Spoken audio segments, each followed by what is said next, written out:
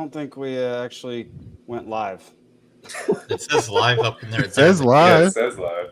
It does not say live for me, which is weird. Ask someone in the chat. I'm here, seeing like, we're to live for confirm. 55. Grumpy, are you there? Grumpy, please tune in, buddy. I don't know what's happening, but StreamYard's messing up for me. Y'all chat for a second. I'm going to leave and come back. Welcome to Liberty Libations 87, everybody. Good start. Hey, yeah. almost 100 episodes, and we're slowly getting there. Yeah, we almost understand technology. Either we're not live and we have 0 listeners, or we are live and we have 0 listeners. Either is reasonable. Oh yeah, I believe you. I'm trying to pull up. I'm pulling up the YouTube right now and seeing if it's showing up. We're live. All right. We are okay. Yeah. So have we been live the whole time? I think we've been live the whole time. Perfect, So for anybody listening, you're welcome for the entertainment right off the bat and the massive issues. Okay. First topic: manhole covers. First topic is manhole covers. All right. Welcome to the Liberty Libations number 87. My name is Jake Green, joined as usual by Nick, Alden, and Zane. And tonight we have a special guest, Mr. John Thomas, who's running for U.S. Senate in Pennsylvania. John, thanks for coming on the show, man. Thanks for having me. It's a pleasure to be here. I look forward to some trivia tonight and some great discussion. Heck yeah. What's everybody drinking? Who's drinking what? Nick?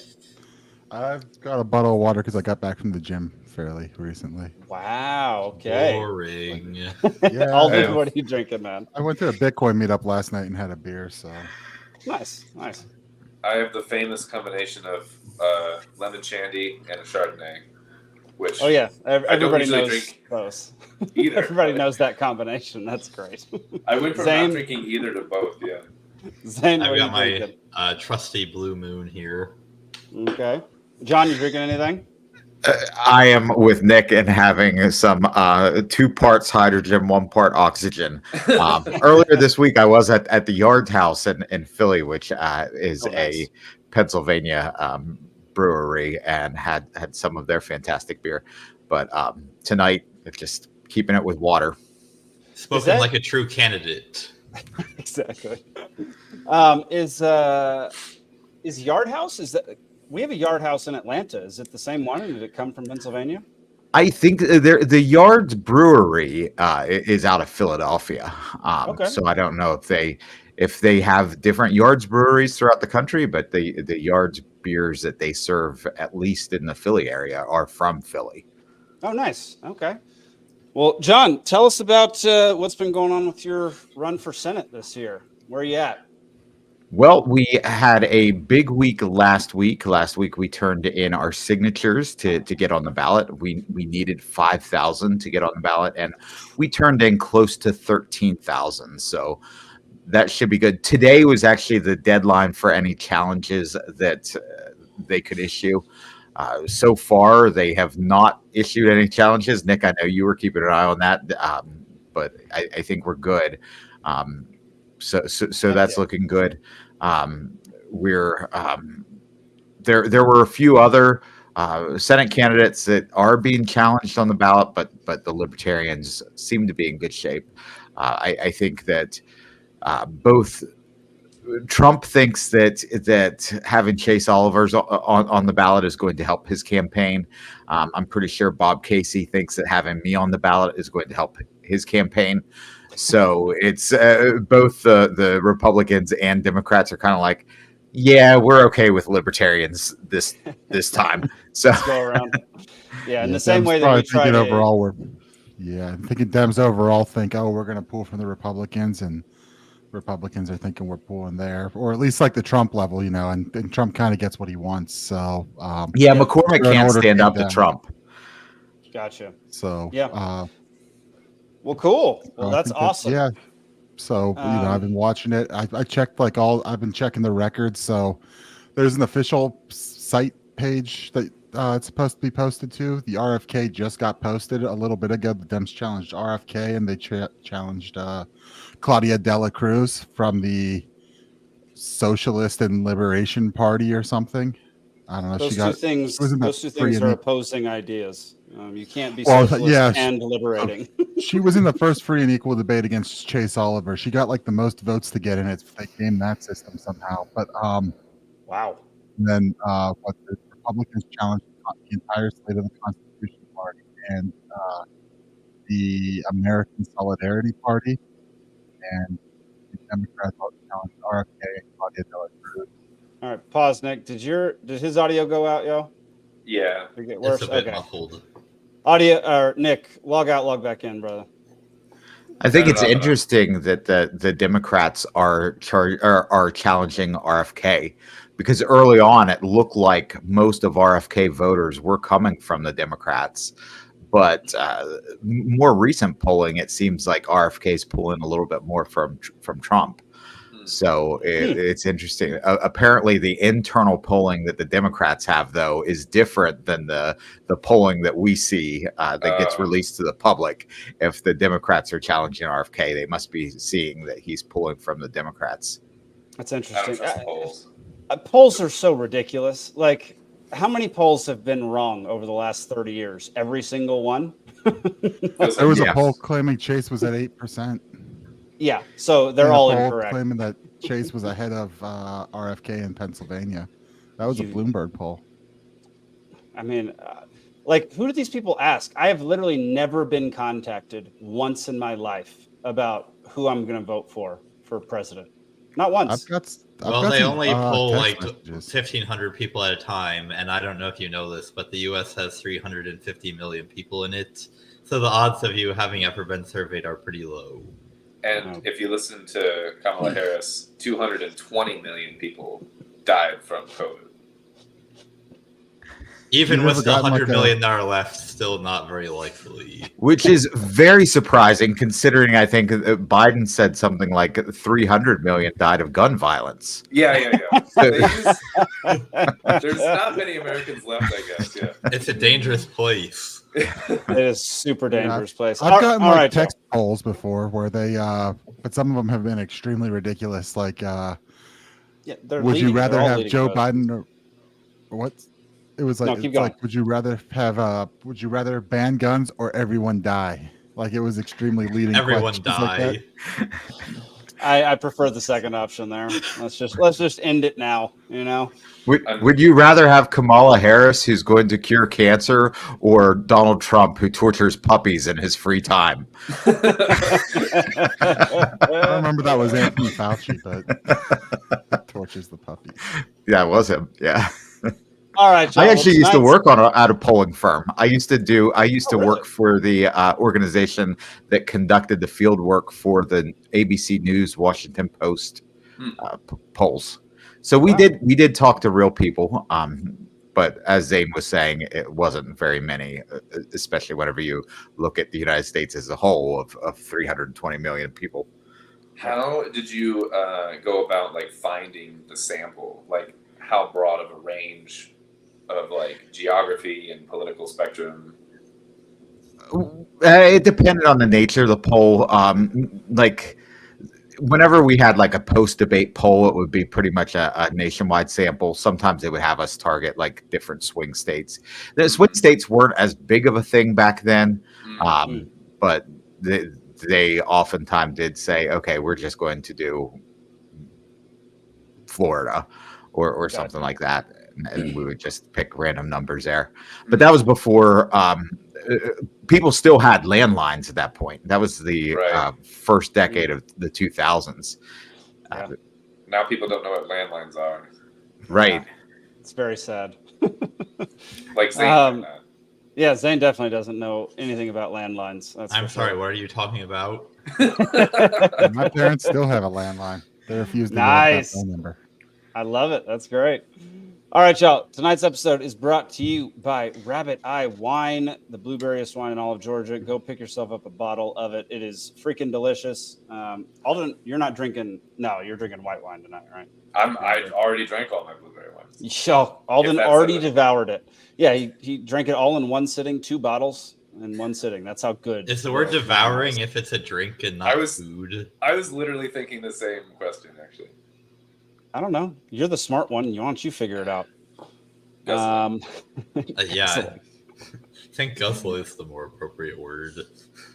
I'm not concerned with appropriateness, Zane. Butt We're just- chugging. Butt chugging. There we go. All Don't right, waste your blueberry wine that way. let's get into our first topic for the night, if I can figure out how to put it on the screen. All right, Atlanta City Council approves blight tax legislation for neglected property. Oh. Brother, I think you lost me. Did you lose me? A little For half bit a there, second, yeah. All right, the Atlanta City Council approved a new blight tax on owners who fail to maintain their properties. Blight, vacant properties, and abandoned homes can create an unsafe And he's gone. Yeah. An unsafe environment for our children and residents. The scars of dilapidated homes have a damaging impact on surrounding communities. This approach and new measure will hold negligent property owners accountable by significantly increasing fines for those who allow their properties to deteriorate. There we go. Let's save you All there. right. Yeah. Thank you for that. I don't know why this internet sucks so badly sometimes, but Elon needs to figure that out. All right. He's busy his saving internet. the astronauts from Boeing. Okay. Well, I don't know about that. We're not going to launch into that. Zane, what are your first thoughts on the blight tax, man? So what I think was really interesting here is that the primary justification for the blight tax was that it was driving down other people's property values, which, first of all, I'm sure is true. But as Hans Hermann Hoppe has pointed out, you don't have a right to the value of your property. You have a right to your property, but the value of your property is really just thoughts in other people's minds about how much they would pay for your property. And so just like you don't have a right to anybody else's opinions about anything else, you don't have a right to their opinion about how much your property is worth, and therefore you don't have the right to the value of your property. So to make people do things so that your property value is maintained is not, valid according to what libertarians would usually say is our ethical principles. Of course, you're not completely helpless. Like, I would obviously prefer my property value to be higher rather than lower. And so you can do things like, and I know everybody hates these, but you can do things like live in a place that has a With an homeowners HOA. association that before you buy the property, you have to agree that you're not going to let your property become dilapidated or else they can punish you. And that's okay because you agreed to it in advance. Yes, you agree to enter into that, and everyone does, and they're punishable, with fines and things like that if you veer from that, and some of them get ridiculous, but if you want that, that's like the only solution here, really. Yeah, because this on. just comes down to like people who don't have the time or the means to maintain their property are the ones who get punished. And that, generally speaking, is people who don't have a lot of cash flow or who are working all the time just to maintain, living in the city of Atlanta, which isn't cheap by any means.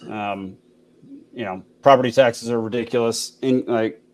It's just a poor tax from what I've deciphered from this ridiculous article. And yeah, I don't know. Anybody else got anything to say about the blight tax? Definitely seems like a regressive tax. The one area that might be of concern that they mention is a safety issue. If you have a building that's literally falling down, you got cinder blocks falling on people's heads as they walk past the building. That might be a concern, but if that's the case, then you have civil law that can handle that. If I'm injured because you're not maintaining your property and I'm on somebody else's property or, God forbid, public property, I'm on a public sidewalk and something falls off your building and injures me, then that's where civil lawsuits can come in and deter this behavior. Now, a lot of people will say, well, what if they can't afford the lawsuit? Like, what if they get sued and they can't pay for it? Well, then how can they afford it? Then they're not going to they're not going to be able to pay the fines for this blight tax. So that doesn't help anything. This is like that argument we talked about this with the bail attorney guy with the laws for having drug possession and use. And the argument, one of the common arguments being like, oh, but what if you get so high you like don't feed your children and stuff? And it's like, yeah, there's a law for that already. Like, so we don't need layers of law. Like, we are. What if reefer madness literally becomes reality? What about that? Reefer madness. So the other thing to really think about on this is, if someone's living there, it's, there's a chance it's in a dilapidated enough state, but the issue, I think, is going to be abandoned properties, right? Where the owner's gone, you can't track them down. There's plenty of houses and plenty of places across this country that just fall apart because no one's living there at all. Yep. You can't get a hold of the owner. Owner doesn't want it, just completely abandoned. Where how are you gonna? What, you're just gonna keep racking up a tax bill? I mean, one way or the other, that was gonna, it doesn't really change anything on that. It just that maybe increases the amount quicker for them to then say, all right, well, we're taking this. Yeah, Or like and a that's If exactly it's what, abandoned, if it's duly Exactly what it is. abandoned, then you should be able to homestead it. you're darn right. You're darn right. First come, first served, right? I think that's how that would go. Yeah, Lisa said something similar. It seems like just another way to ultimately confiscate private property. Yeah, because if you abandon it, fines mount up, and the there's fines some mount weird legally way of saying that, like, you owe a certain amount against it, and then they're going to basically try to, make it right by taking the. I don't know what the law says for this, but or even just incentive to move and try to push people out of the area to like trouble people in the neighborhood or something like that. Like, even if it's not to confiscate the property, but if it's a way to like sort of like force gentrify or something. I don't know. Another good point. Yeah, to raise the costs and push some Yeah, and gentrification, open up some property for developers to come in and buy it up on the cheap. Yep. 100%. Yeah, and Right. it's always the Democrats that are always complaining about areas being gentrified, which generally I have no idea how people could be upset about that, because people making their own property nicer. So it's like, oh, but if you gentrify the area, then the poor people will have no place to live. And it's like, well, first of all, the only reason that's the case is because of property taxes, where if you make a poor person's home worth more, then all of a sudden they can no longer afford to even live there anymore. So you just get rid of property taxes, and now gentrification is great. Well, you'd also have to get rid of the blight tax, because the blight tax are going to make lower valued homes more expensive. So now you used to only have to get rid of the property tax. Now you have to get rid of the blight tax too. Yep. Who proposed the blight tax? Like, do we know like what like party is favoring it or whatever? The Democrats run Atlanta. The Democrats, yeah. Okay. It's a major city. The Democrats run it. So then that even further highlights what Zane's saying with like sort of the contradiction here. Like, on one side you've got like opposing things again, basically. Yeah, so it's the classic case of Democrats being upset when individuals do it and then cheering when the government does it, because gentrification is just people improving their own property. Well, we can't have that, but what we definitely need is the government forcing you to improve your property. So we need you to maintain a certain level, but don't go too good. Yeah. I mean, at least in this case, the Democrats, once again, they do kind of understand basic economics here, where if you tax something, you get less of it. Yeah. Hang on, I got another quote from this article. It says, this guy's a historical preservation person, and he says he hopes that each property will be investigated before any action is taken that might lead to the destruction of a historic place. The potential of economic opportunities that these properties could both bring and contribute to a capital need of a development is both effective and established throughout the city. These people think that they are economists because they know the word capital. That's exactly right. It's just drop the word capital in a sentence, and then people think that we have to take you seriously. Yeah. Nick's point about them actually recognizing that if you want more of, or if you want less of something, you tax it, seems to be the case here. And yeah, that might be true for blighted properties, but if they think that they want more housing for low income individuals, then what they're doing is they're creating less of it, because will discourage those lower income buildings, and then you probably increase homelessness whenever you have fewer places for low income individuals to live. But then you get more opportunities for government-run homeless shelters. So really, it's a win in their book. There you It's go. a win. Yeah, that's a W. I want to go back to the thing about the safety too. And in my mind, what I'm picturing is like a standalone home with like small yard, little building, like not like a unit that's like you're able to like leak down on another one or something like that, or like what we were talking about, bricks falling on heads or something like. Right. In most situations that I think that this would apply, in order for it to be a safety problem, you'd have to be on someone else's property. Like you'd have to be trespassing for it to be an issue. If you were to get cut by some rusty thing or fall through a floor or whatever Home Alone 2 disaster is going to happen in this place, then you're trespassing. What the fuck are you doing there? And how is it now up to like the homeowners, like, you know, their fault and problem to upkeep it for your safety if you're trespassing anyway? Here's some more info on it. Property owners rehabilitating their blighted properties can qualify for a reduced tax rate. Amos said large property owners must commit to a redevelopment plan that aligns with neighborhood goals, including improvements in connectivity, transportation, and public amenities that benefit the community. The tax will not apply to occupied properties to prevent displacement. Who's setting the neighborhood goals? There you go. Like that sounds like the HOA. So it would be. So it's only applying to properties that are abandoned then, or not lived in. So this is like a public HOA. Yeah, is what this basically sounds like. In which instead of the HOA the HOA can't confiscate your house, but you have to choose to buy into an HOA, and no one chose this. No. This is even worse than an HOA, and I absolutely hate HOAs. Look, the government is always worse than an HOA. Okay, always. So let's not get that confused. True. Yeah, no, becoming true. I would rather live in an HOA. Every example is just adding to the pile of evidence for more and more true, whatever. But 100%. But if it only applies to residencies that are occupied. So it's going to be those unoccupied places that are subject to this tax. Again, that lowers the supply of available housing.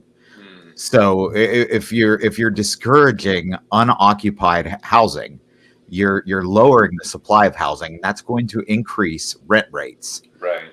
And again, your lower income people are being screwed by this. And all in the name of probably Democrats who say that they care about the less fortunate. Well, at least it's not like rent prices are really high right now, so should be fine. I've never seen a Gen Zer complain about rent prices. It must be great. Yeah. All right, y'all. Yeah, don't mind me, just a Gen Z rentoid over here. And you're very happy with your rental prices, right? Like, I'm actually happier than you might expect that I would be, but it's just I'm a libertarian, so I can always complain. Load of money. He makes a crap load of money. That's probably why. He's rolling in dough. You can't see it, but there's actually stacks of cash lining the floor. He's not sitting on a chair. It's actually just a pallet of cash. Yeah. So yeah, I knew I never should have invited you over here. All right, y'all. It's that time.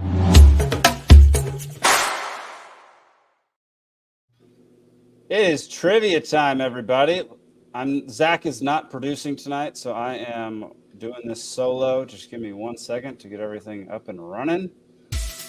Get Fat Rat Unity going. I was waiting for it, yeah.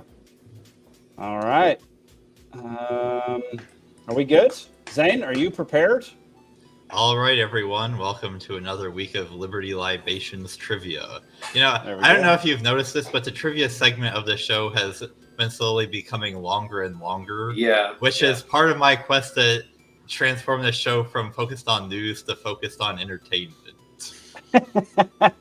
How about because I hate the news. I want to think about the news less. Why am I even on this show?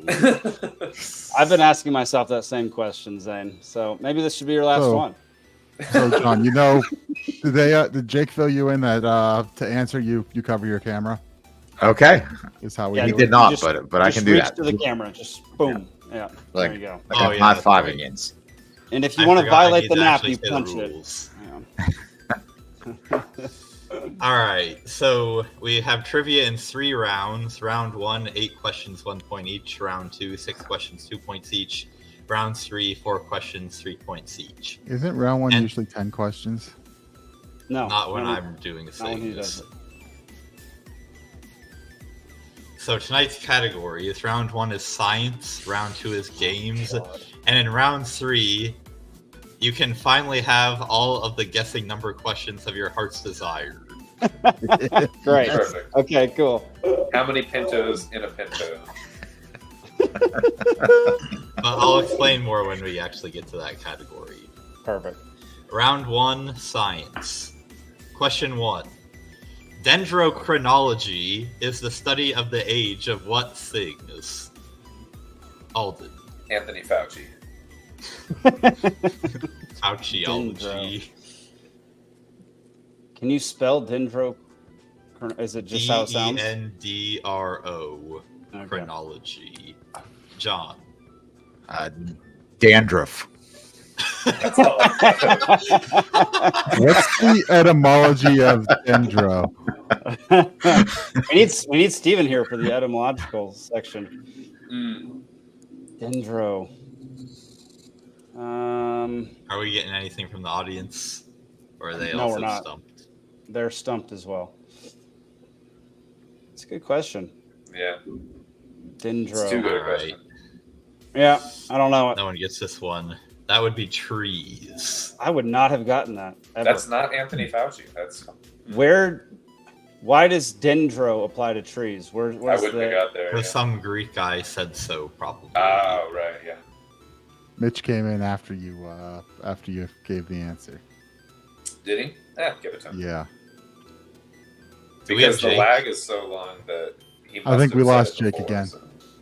There we go. I'm back. The satellites are messing up tonight. Zane, did you give the Sad. audience one for that? I don't control a score. Oh, okay. I'll give the audience one for that. Give it to him, yeah. All right, question Mitch says he 2. was after, so Oh, he Don't. says he was after.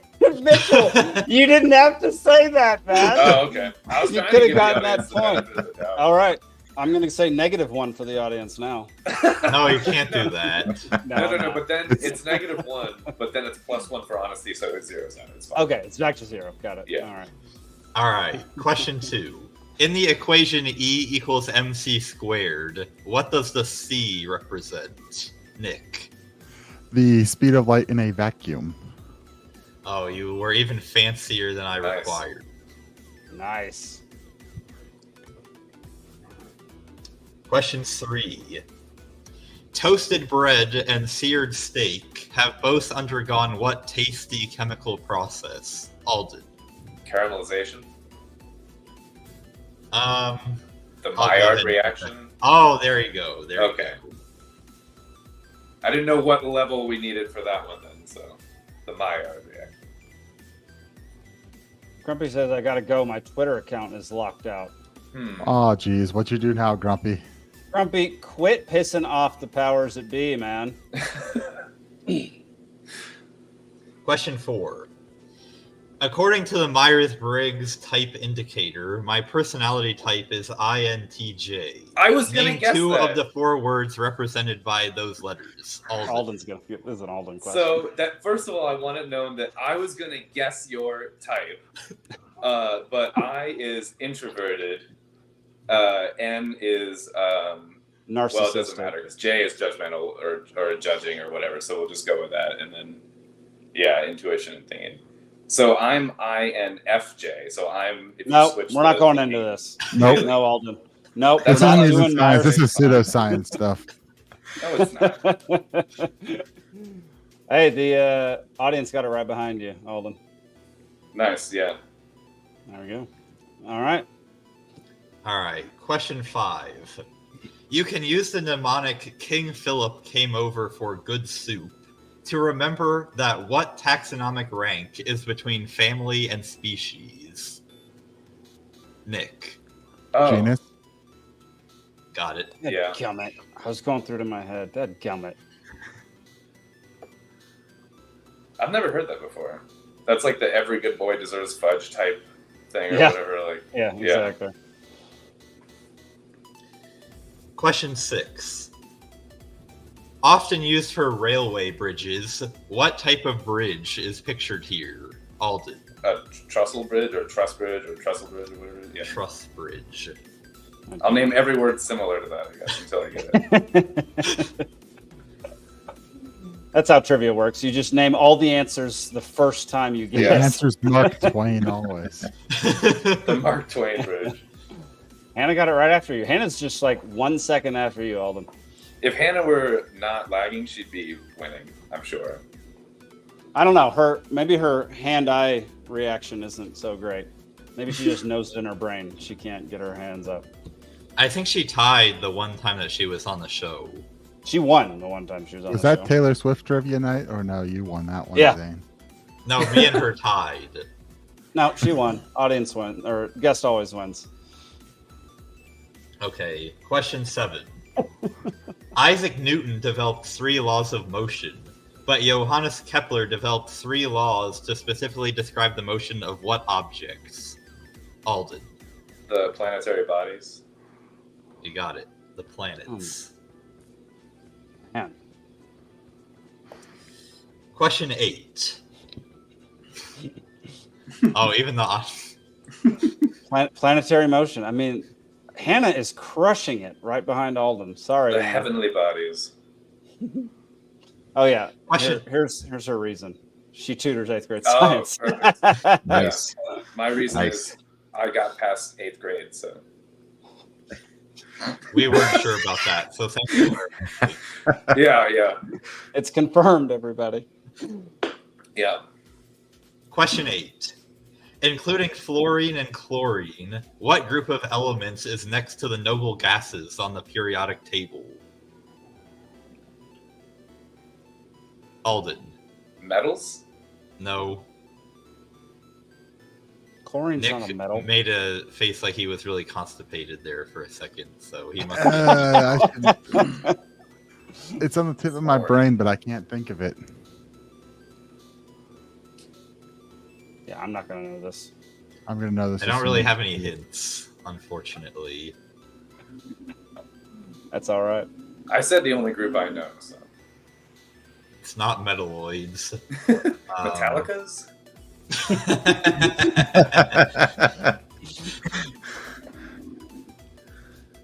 Hmm. All right, I'll give you a few more seconds, and I'm gonna go. I got nothing on this. I'm gonna know it as soon as you say it, though.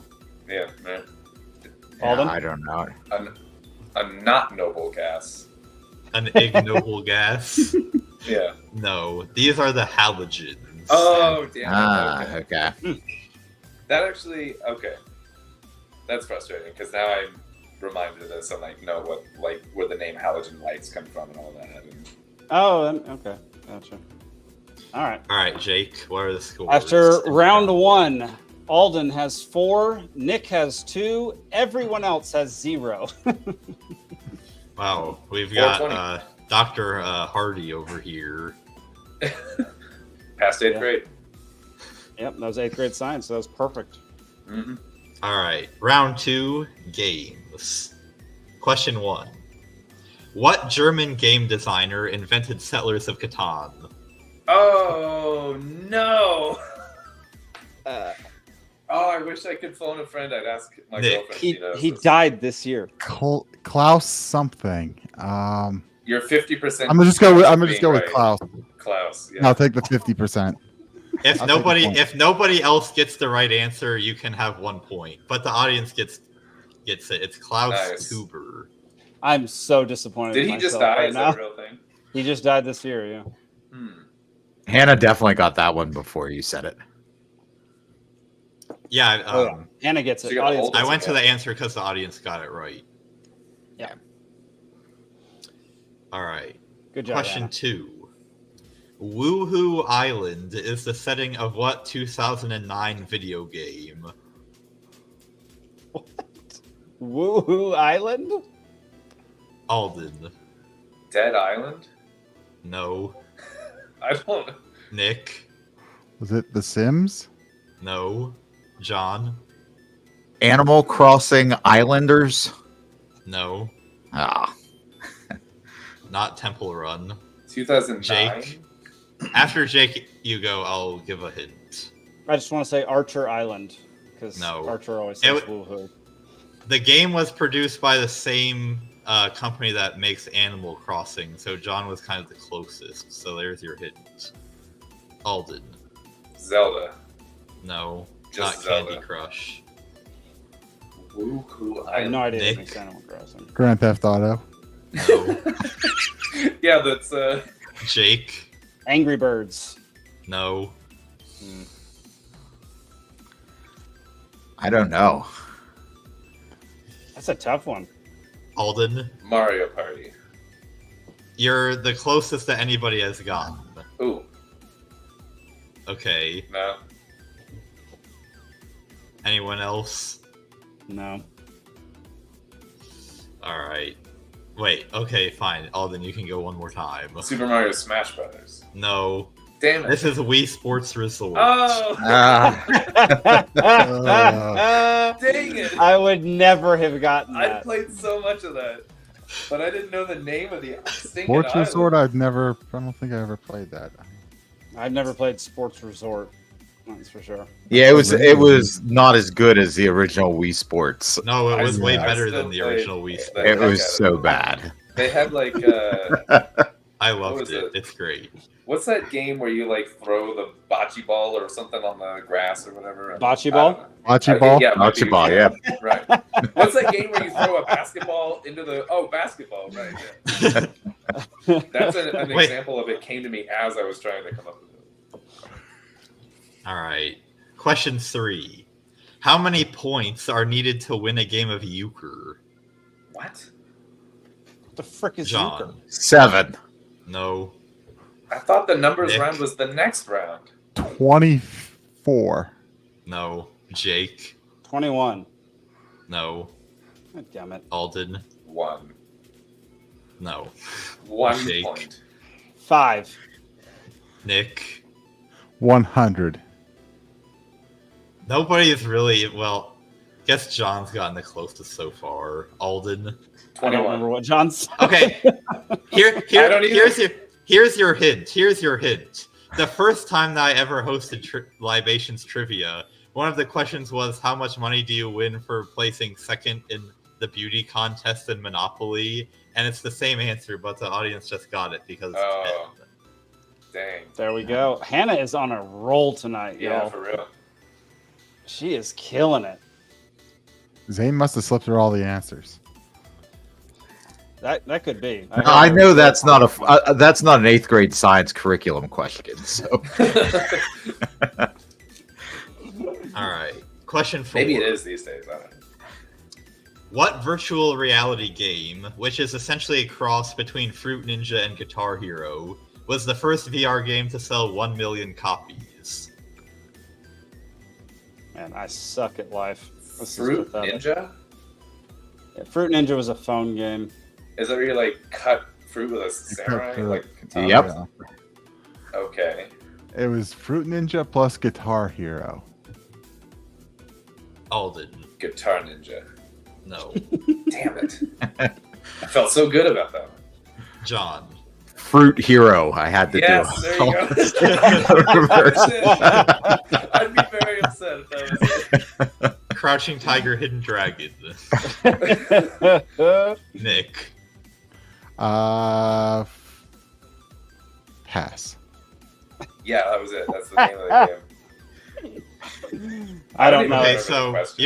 your That's hint is that part of the name is the same name as one of the Olympic fencing disciplines. I'm It's not gonna Tap Tap know. Revolution. Nick. One of the Olympic fencing. So I'm going to go and guess foil. No. Alden. Wait. On God. All right, no one is getting this. No. This is no, a game it's- called Beat Saber. No, that was my next Hang on. guess, yeah. There are multiple fencing events in the Olympics. There's foil, epi, and saber. Yeah. I just didn't know hate the that. Olympics. Oh my gosh, what a Yeah. waste of a month. God. All right, what's Beat next? Saber. That sounds like fun. That's Actually, also that could also be taken quite sexually as well. yeah. I'm gonna use Throwing this it term. out there. Yeah. From now on, I'm gonna go Beat Saber. Okay, question 5. What is the name for a Scrabble move in which the player gets 50 bonus points for playing all 7 of their letters at once? It is much more commonly associated with a different game. Alden. Yahtzee. No, but you're Damn on the it. right track. Yeah. I was gonna say Yahtzee. Yeah. Alden, you can't go again until everybody else goes. All right.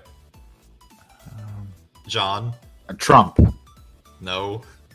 That's a good Nick? guess. Uno. No. Jake, got anything? No, my guess was Yahtzee. You can go to Alden. Okay. Oh, Alden. okay. Boggle. I actually did think about having a boggle question in this category, but I didn't. But audience gets it again. This is a Dang it. bingo. Ah. Or You something just like say that. bingo. It's a bingo. Question 6. What is the only move in chess in which a piece captures an opposing piece without moving to the square of the opposing piece? John. Oh. Checkmate. Dadgummit, John. No. It's not? No, No. Checkmate, you don't move to the square. that's not a capture. But it's technically Ah, not a okay. capture. Nick. Bingo. No.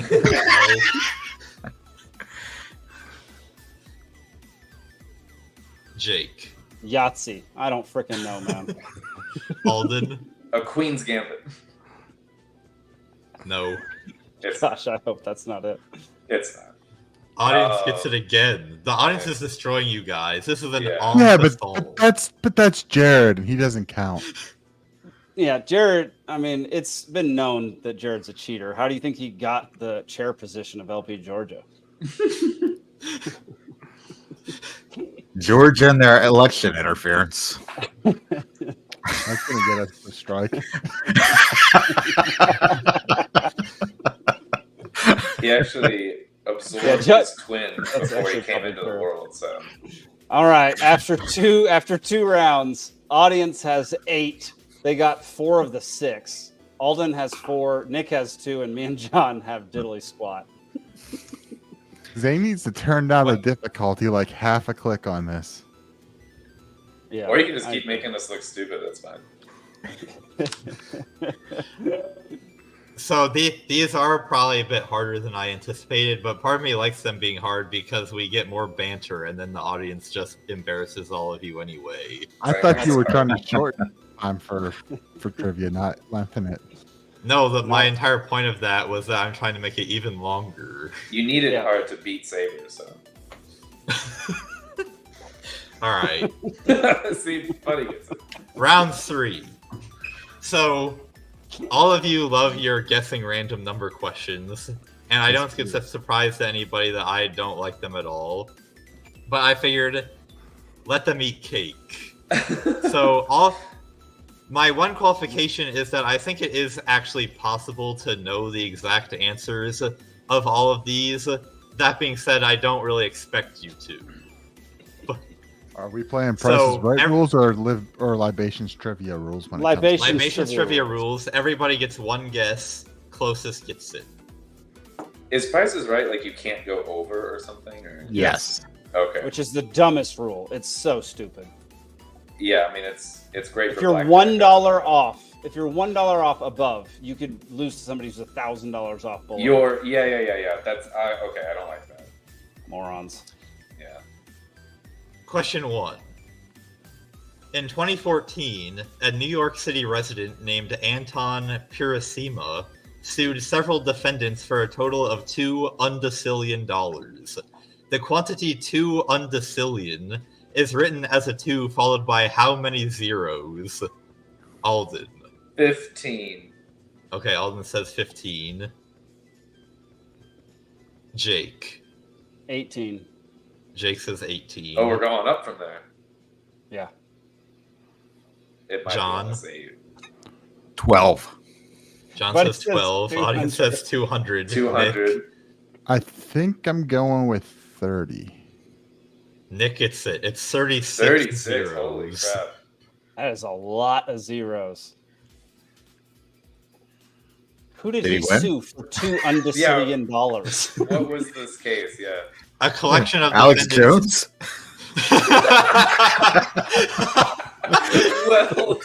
Well played. Oh, man. That was funny. And sad. A collection of defendants, including the city of New York and Aubon Paul. I feel like $2 undecillion is more money than has ever been made in the entire history of the world. That would Yes, be but true it- by several orders of magnitude. Yeah, But one day we'll get there if the Fed keeps it up.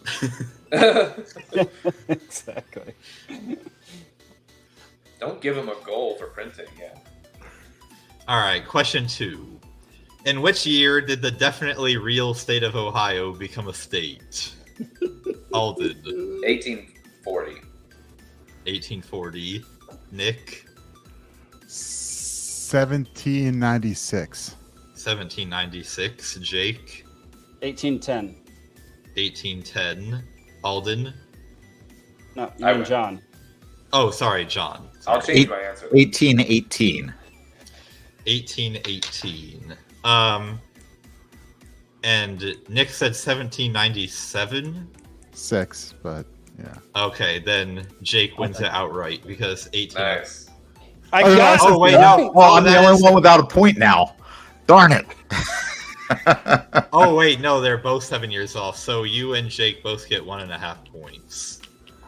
Yay. I am not a fan of that. I'll take all of Jake's points. then. Mother of pearl, Jake's come celebrating being on the board, but now he's half on the board. Yeah.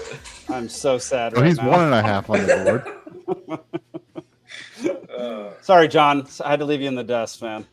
I'm so far ahead of you now. Question 3.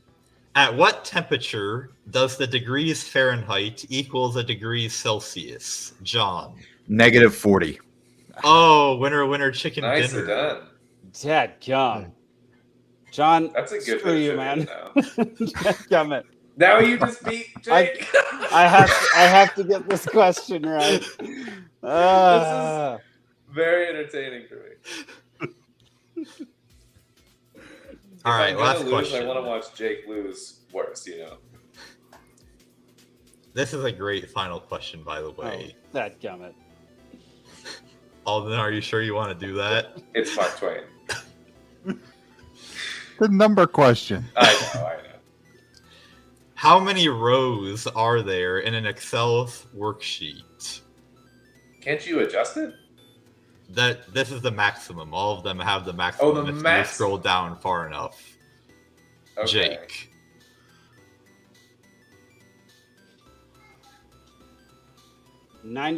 $99,999. Okay, who had their... John, did you have your hand up? I think it was Nick. No. Nick? Let's go with 23,493. And Alden? I mean, 999. I don't know. And John? Watch it be like 38. 999,999. Okay, so I've been seeing the audience guesses rolling in as well, and fellow finance bro Jared got it almost exactly right. Wow. Because the answer is 1,048,576, and he said 1,052,768. Okay. Did the audience So he win knows this one what's up. because I freaking hate this game. Is it over a million?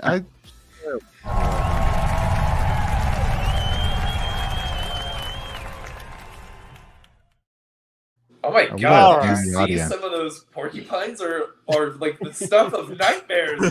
Can we pull that up again? Look at the one on the far right. All right, I'll pull it up again. Look at the one.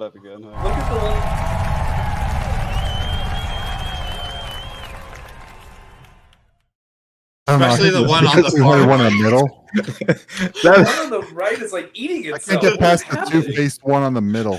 The one on the right took advantage of the libertarian principle of legalizing all drugs and really got into a lot of crack. Oh man. Grumpy's upset there's no gnome, and Hannah says she's upset none of them look like her. So No, we're talking we got to about have the one on the right. representation. Ah, good one, Alden. Sorry, Hannah, I'm kidding. All right. All right. Well, I have to get going. So thanks for having me on here today. Good to have you, man. John, If you want to check out, if you want to check out my website, it's on votejohnthomas.com. You can find me there. But I'm also on Facebook, Twitter, or X, or whatever you want to call it now.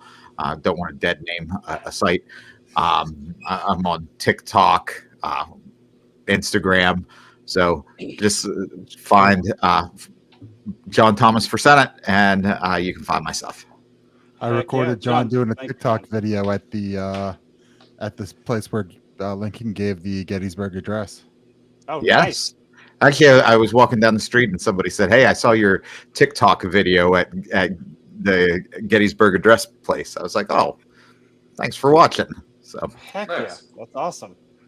That's awesome. All right. Well, yeah. Thanks for joining. Yeah, good luck on your live stream, and good luck with the campaign, man. We're rooting for you. all right, thank you. Good Absolutely. to meet you. See you, John. All right, y'all.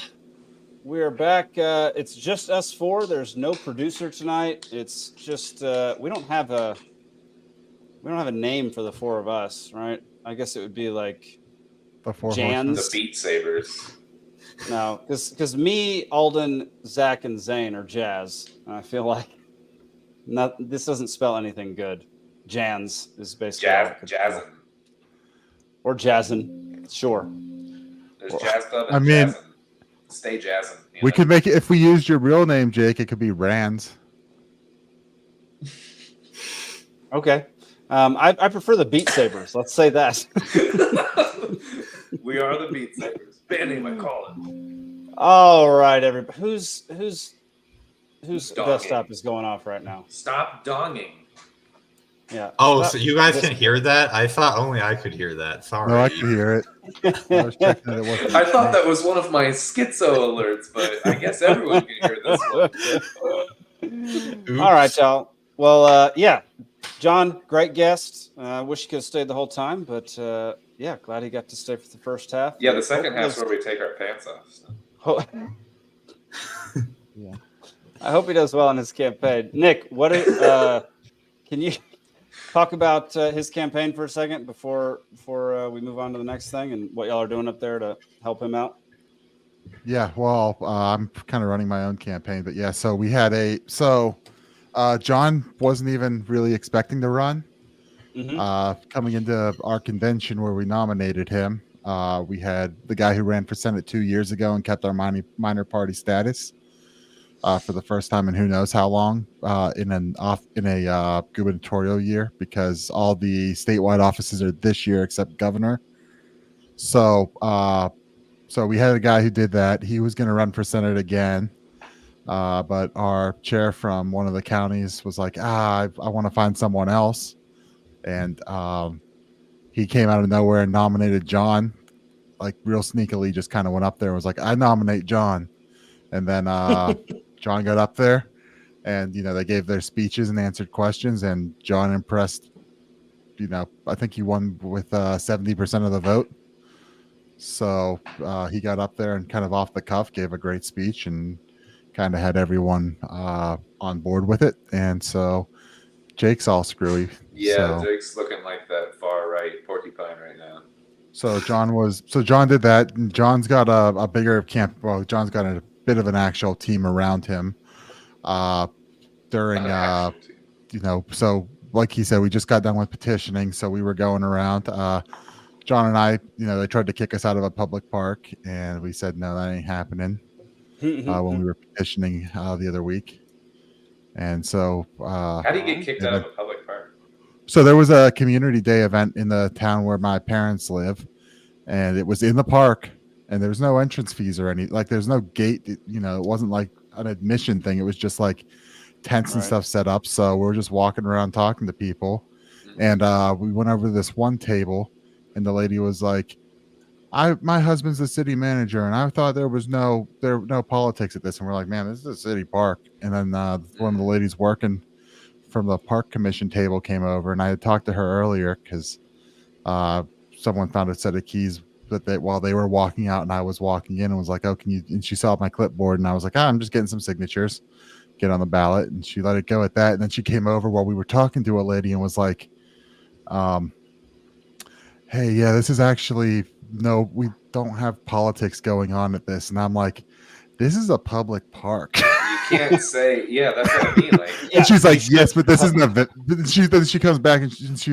goes, yes, but but this isn't an event. And I'm like, then you need to have a private event at a rent out a place. I'm like, this is a public park. And then she's walking away, and I'm like, this is what we're engaged in a First Amendment protected activity. So she goes over to the table that the lady that said her husband was a city manager was at, and there's a guy over there now. I'm assuming that's the city manager, and she's over there for a while, and then comes back and goes, yeah, you're right. It's a First Amendment protected activity. Don't harass people and blah, blah, blah, blah, blah. And I'm like, yes, I'm not going to harass people if they say no. Like, I have better stuff to do. And also, that's a great way to get people's vote, is to harass them. Yeah. After trying to campaign for your candidate. We go up to people and we say, hey, we're this is what we're doing.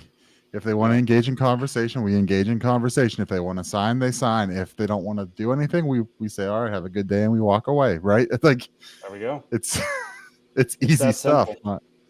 So all yeah, right, it definitely didn't escalate. But yeah, so we were doing that. John and I went out east the week before to the Snacktown Street Fair, and we're petitioning out there, and that's when we stopped in Gettysburg and stuff like that. So yeah, Hanover, where they make like Utz and other snack brands. Utz and Snyder at Hanover. Snacks. I don't even know if those are brands in Georgia or not. If you can pick up Snyder's of Hanover or Utz or anything like that. Yeah, I couldn't tell you. Jake, what are in these yellow lid jars behind you? Screws and nails and bolts and all sorts of stuff. Yummy.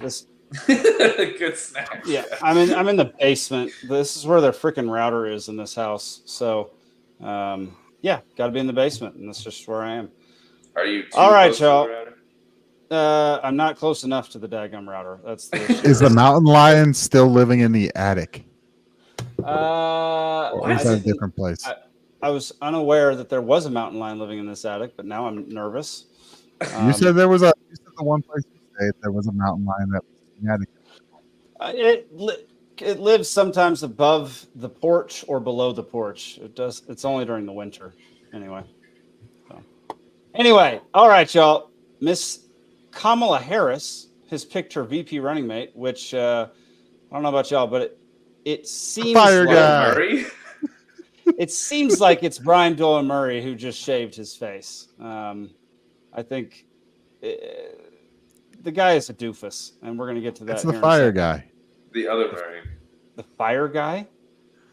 Yeah, he let them burn Minneapolis. Oh, right. In 2020. Yeah. We're going to get to that. But this is one of the things that's going around right now. This is a quote from him. It's 8 seconds long, so hopefully you can. Why is it not? There we go. I don't know. I need Zach here. Zach needs to be producing. What a doofus. Here we go. I think we need to push back on this. There's no guarantee to free speech on misinformation or hate speech, and especially around our democracy. I think we. Okay, how do you? So this is a problem of who determines that it is misinformation. That's why that has nothing to do with free speech. I'm pretty sure what he just said is misinformation. And so he should be banned. See, exactly. It's like who determines what is misinformation? That's why there is no such. He does. That's why he's the governor. Free speech. Yeah. So this guy's the governor of Minnesota. After the George Floyd incident. He allowed parts of Minnesota to be burned to the ground. While Kamala then- Harris raised bail money for the While people who Kamala burned it. Harris raised bail money You've for got the bail raised for the bail money, and then riders. you've got raised to the ground. Yeah, Little totally. wordplay going on. This guy, governor of Minnesota, not so good. Although it's funny because he did end up calling in the National Guard, and Trump praised him for that. And now Trump is criticizing his use of the National Guard, which is just one of the That's funniest hilarious. things. What's his angle on that? Do you know? His angle is he thought it was too. I can't remember what he said, but he was talking about it on a during a speech the other day. I can't remember what he said, but it basically, he's criticizing him for using the National Guard to come in and stop the rioting, which is what Trump wanted to do for January 6th. Like, it makes no sense. And there were other times where Trump tried to use like BORTAC to put down riots in Portland. And not to mention, he wants to build the FBI a new facility. He wants police to have immunity, not qualified immunity, mind you, immunity. And what's BORTAC? What is that? It's like the Border Patrol's elite SWAT team. Oh, I didn't even know that. Yeah. Yes, the Border Patrol has a SWAT team, even though they're supposed to just be patrolling the border. Right. Because guess what? The border is now 100 miles inland also. So is that the boundary, the technical area that they it's border? it's technically according to the definition that they made up. Yeah, because I would have figured the border was the literal just line that divides two things, but whatever. You would think that, but when I was living in, I own when I was 100 feet of my neighbor's property, then I guess. Okay, cool. Perfect. So when I was living in Midland, Texas, there was a Border Patrol office, and that was even 4.5 hours, 5 hours from the border. So ways from the border. And you saw Border Patrol vehicles every so often. So I mean, that was more than 100 somewhat miles. makes sense. It's not okay, but it somewhat makes sense. It's like I guess it doesn't really make sense, actually. Border Patrol should just stay on the border, and then police should pick them up otherwise. They should coordinate with the Border Patrol if that's well, remember that once you're in, you've also got Immigrations and Customs Enforcement, which is different than Border Patrol. Yeah, but aren't they the ones who developed an app to let them in illegally? But like Immigrations and Customs can, I believe, enforce internally as well as ports of entry and airports and stuff like that. And then the Border Patrol is theoretically supposed to be the border where there's not ports of entry. And do we have a number on how many federal agencies there are in the United States? No, because there's levels and like it's honestly every letter. It's like every employee of the federal government is like its own agency in some way, because you can't.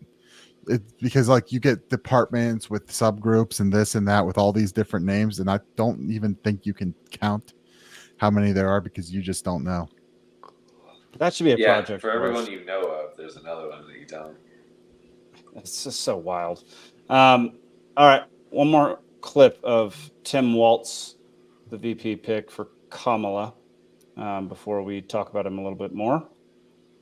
Walz did make a comment speaking to a group. He's done it a couple of times where he has used language that has suggested that he carried weapons in a fighting situation. As you know, with your contact with the military, I know from coming from a military family, there is a difference between being in a combat area, being involved at a time of war, and actually being in a position where people are shooting at you.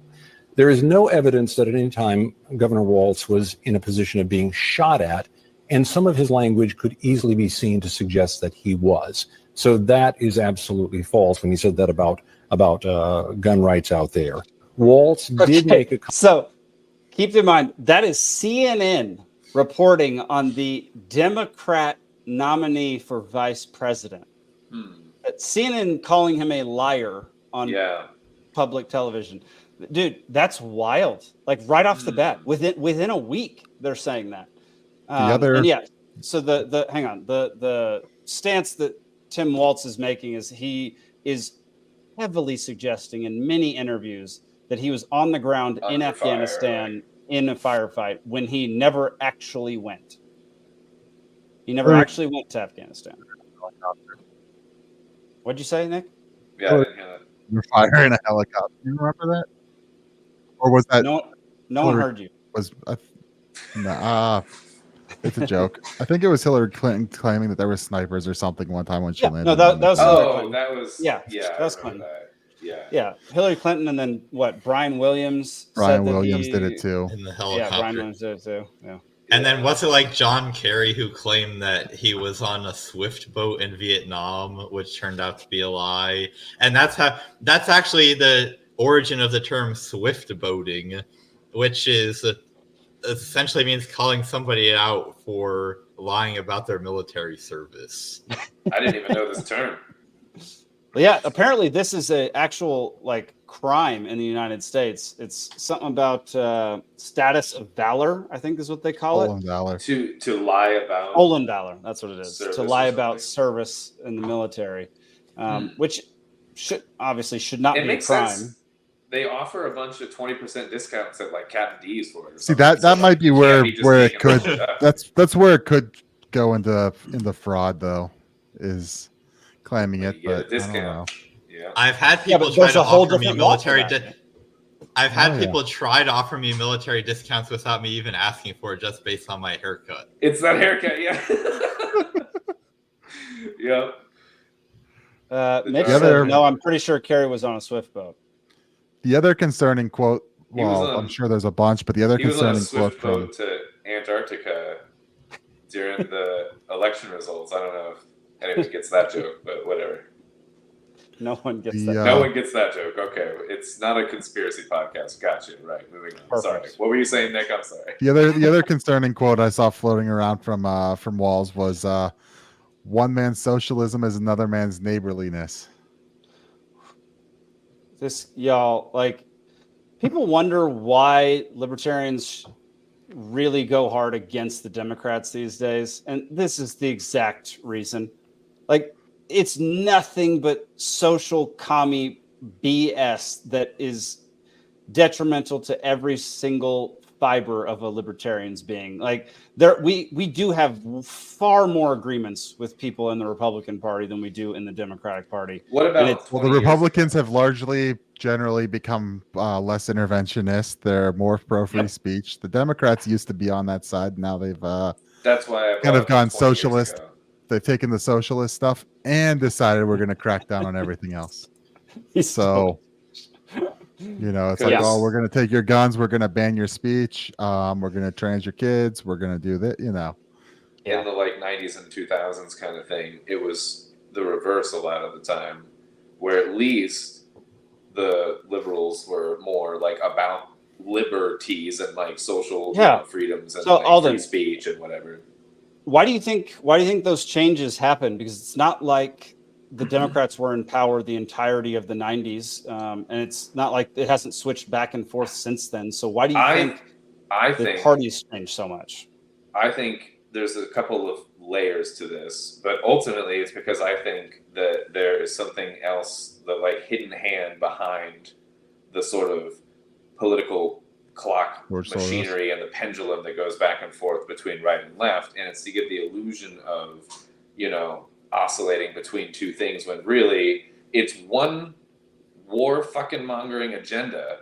And in the 2000s, the Republican Party was the warmongering party, and they're like, you know, oh, Saddam's got weapons in his fucking bathtub or whatever, and bombs under his house, and they're like, let's go fucking invade Iraq and whatever, and then we're at war for 20 years. Now it's the Democratic Party that's doing it, but you get enough people that identify as one thing, and then when you have a two-party system, the opposite is now your enemy, and you create this feud thing, and then you get people that will never vote for the other side or whatever, and then they will fight to defend their own party, even when the principles flip.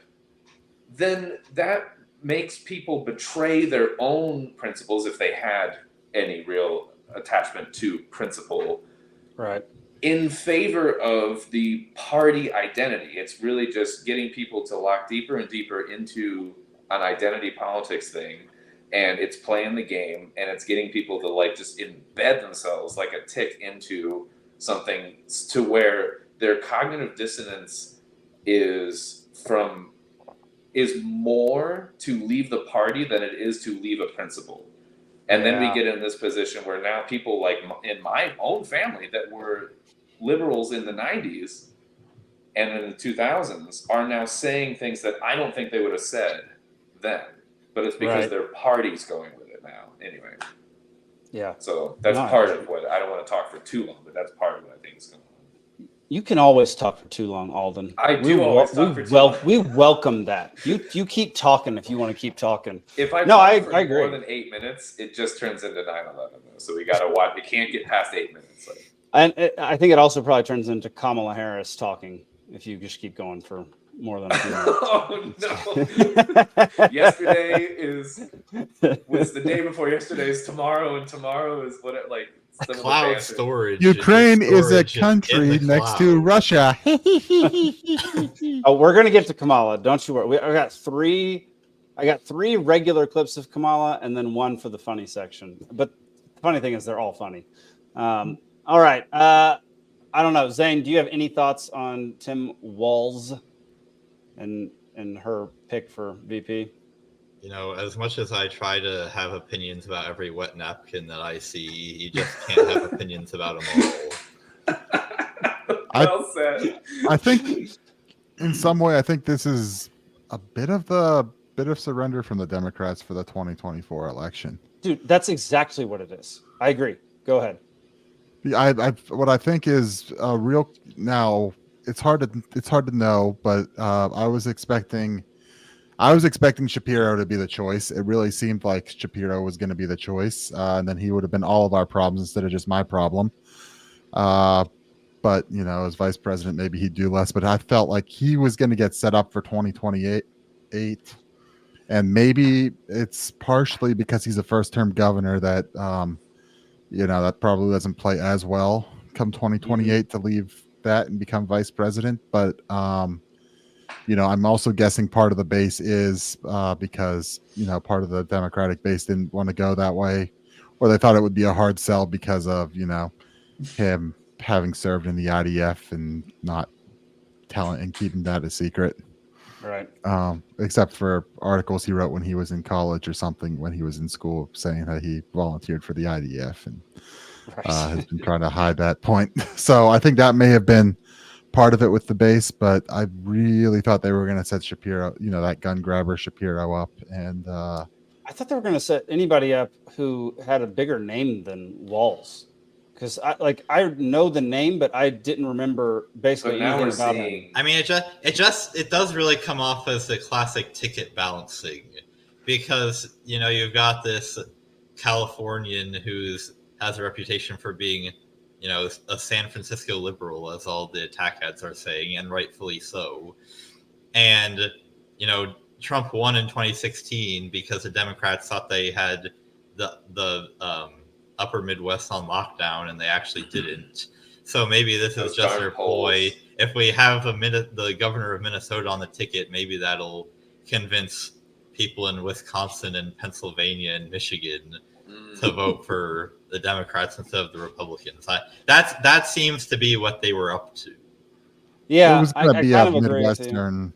Yeah, it was going to be the Midwestern type, even though Shapiro's Philadelphia East Coaster. They were looking for someone in that Rust Belt area, and I thought you meant ticket balancing, like you've got old and white to balance out with less old and less white. Well, there's that too. Well, there's that aspect too. Well, that was the other thing, is that Shapiro's a lot young. Shapiro's younger, and I thought they would have been setting up the future on it, and I was really, really surprised by this Walz pick. I was too. I can't imagine the entirety of the Democratic establishment or just party in general, just regular people are like, yes, Tim Walz. Yeah. Even Tim Finally. Walz is not like, yes, Tim Walz. He's like, who's Tim Walz? Yeah, Democrats in Arizona are like, who the crap is this dude? Why? He doesn't have a good record on really anything. He's kind of blah and boring. He allowed his biggest city to get burned to the ground. Like, I guess don't he doesn't Wow. outshine her also, so he's that classic insurance picker. nothing mud outshines her, man. Like just a I know, gross pile but of she's crap outshines. I know she's her. bad, but you know, Shapiro may have taken a lot of attention from her as well versus Tim Walz. Everyone's like, oh, old white guy. Is it interesting that both VPs on both tickets seem kind of like unknowns? Yeah, out of the blue. Yeah, Yeah, sure. both feel like who? Like Well, this guy? but I was talking about this today with Nikki and my father-in-law, and I was saying a lot of the times, you know, people pick their VP because it's security for their own job. It's an insurance policy because no one wants the VP as president if they pick a certain person. So like no one wanted Pence as to become president. So it kind of creates a good insurance policy for Trump to not actually get like impeached and taken out of office. And no one wanted Biden as president when he was vice president. Exactly. But whoops, yeah. So yeah, it could be some of that. I don't really know because JD Vance. I mean, the Dave Smith did a whole episode on this, but yeah, the word of the day is weird, and JD Vance is freaking weird, man. Yeah, he's a strange dude, and I don't know how many people would actually want JD Vance running the country. I don't know how many people would actually want. How many people would want the country? Wait, did more weird stuff about him come? I mean, I've heard rumors about something with the couch. I haven't really looked into it, but is there more stuff beyond that? That was about him the being couch weird? thing was a complete hoax. Dude, I don't think the couch thing is real. Like it was in the, What's the couch in his thing? book. He did him basically using a couch as a masturbation tool. Oh, it's a except that wasn't in the book. Someone just made that up and said it was in the book, and everyone bought it hook, line, and sinker. You're right, because I bought it. I thought it was in the book. I did not read That's it. what everyone thought because no one bothered to read it. But like, if people went through and like looked at the book, like I don't remember that, and went What a in and brilliant- searched like couch and sofa. So you're saying it was just in his personal diary. That's what you're saying. Some yeah, random person just made it up online, and I brought it up because having sexual relations with the couch was a Blue Mountain State joke from like 10 years ago. If you guys remember that show. I did not have okay. sexual relations with that couch. There was a whole episode, and I think in the third season, the last season, where they were at a party, and the starting quarterbacks, someone knew people there from high school, and they kept referring to him as Couch because in high school he had sexual relations with a couch. So it was a whole running joke for a whole episode on Blue Mountain State. Interesting. Yeah. If he All right. marries the couch, then he might actually win over some blue votes, though. Very true. That's yeah. how the couch identifies. Well, he's already married to somebody who's a lot more Indian than Kamala is, so he's got that going for him. I didn't realize. All right. One of his sons' name is Vivek. Yeah. Is it really? After Vivek Yes. Ramaswamy. Yep. Oh, yeah. To be fair, Vivek is like Steve in India. Every time I call my company's tech support line, the guy's name is Vivek. Oh, that's funny. Interesting. I All agree, right. Grumpy. Blue Mountain State was an underrated show, and I missed that show because it was great. My nephew's name is Steven, so I'm going to start calling him Vivek. Perfect. All right. Anybody else got anything to say about Tim Walz? I don't think VP stuff really matters all that much. Like, I don't. Nah. Who cares? I mean, he's not. It hasn't mattered since Dick Cheney. So I looked through all the executive orders and the bills this guy signed in Minnesota, and all he did was spend money. Like every bill was like, increase the budget for this. Like it was infuriating. Yeah. And I mean, it's typical government stuff. I don't think he's any worse than anybody else who would have been her nominee. So whatever.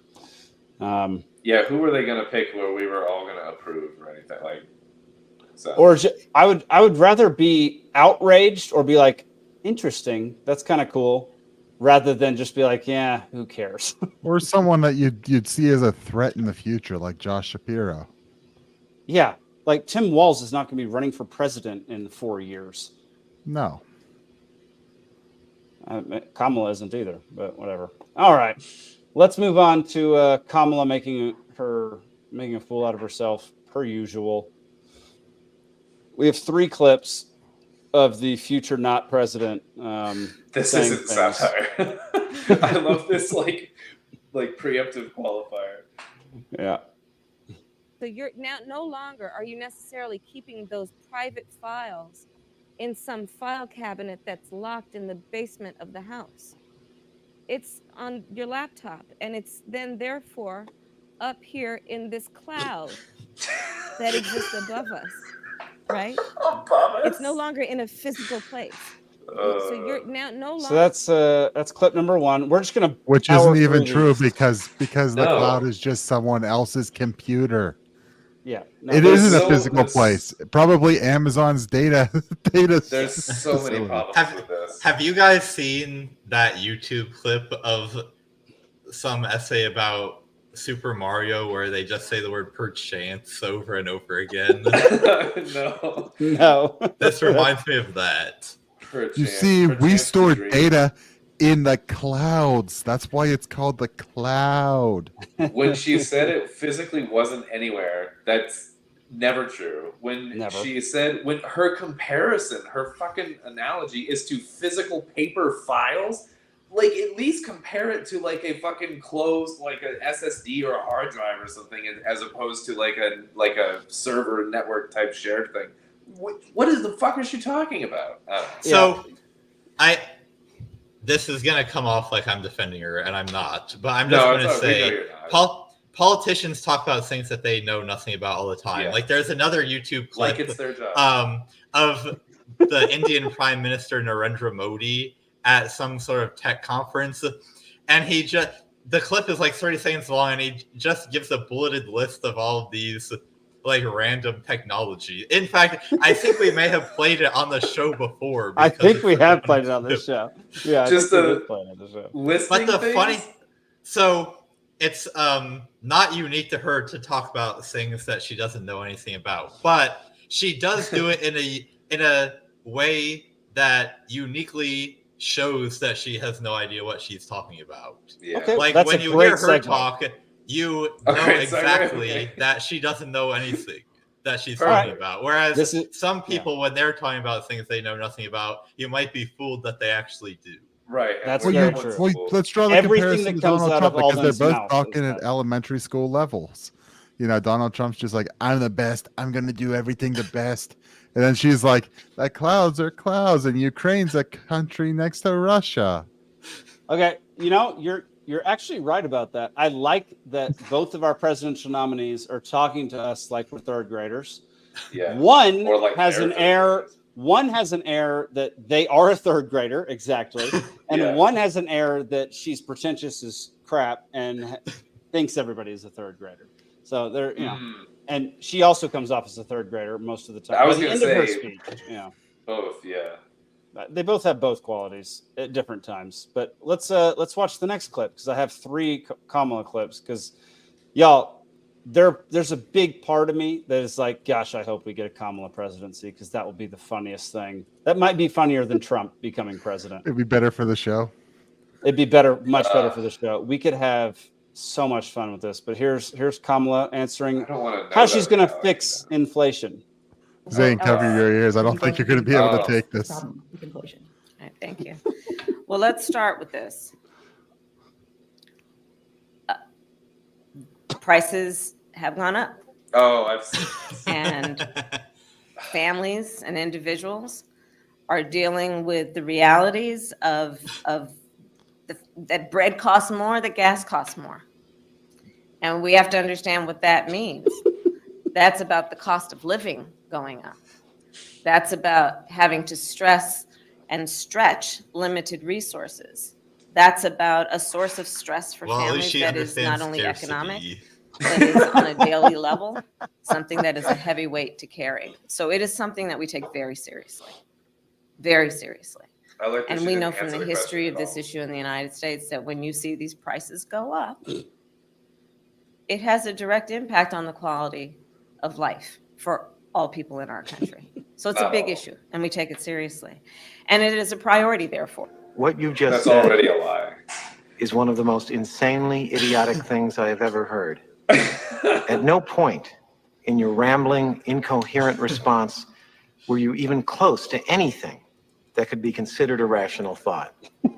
Everyone in this room What's this from? is now dumber Billy for having Madison. listened to it.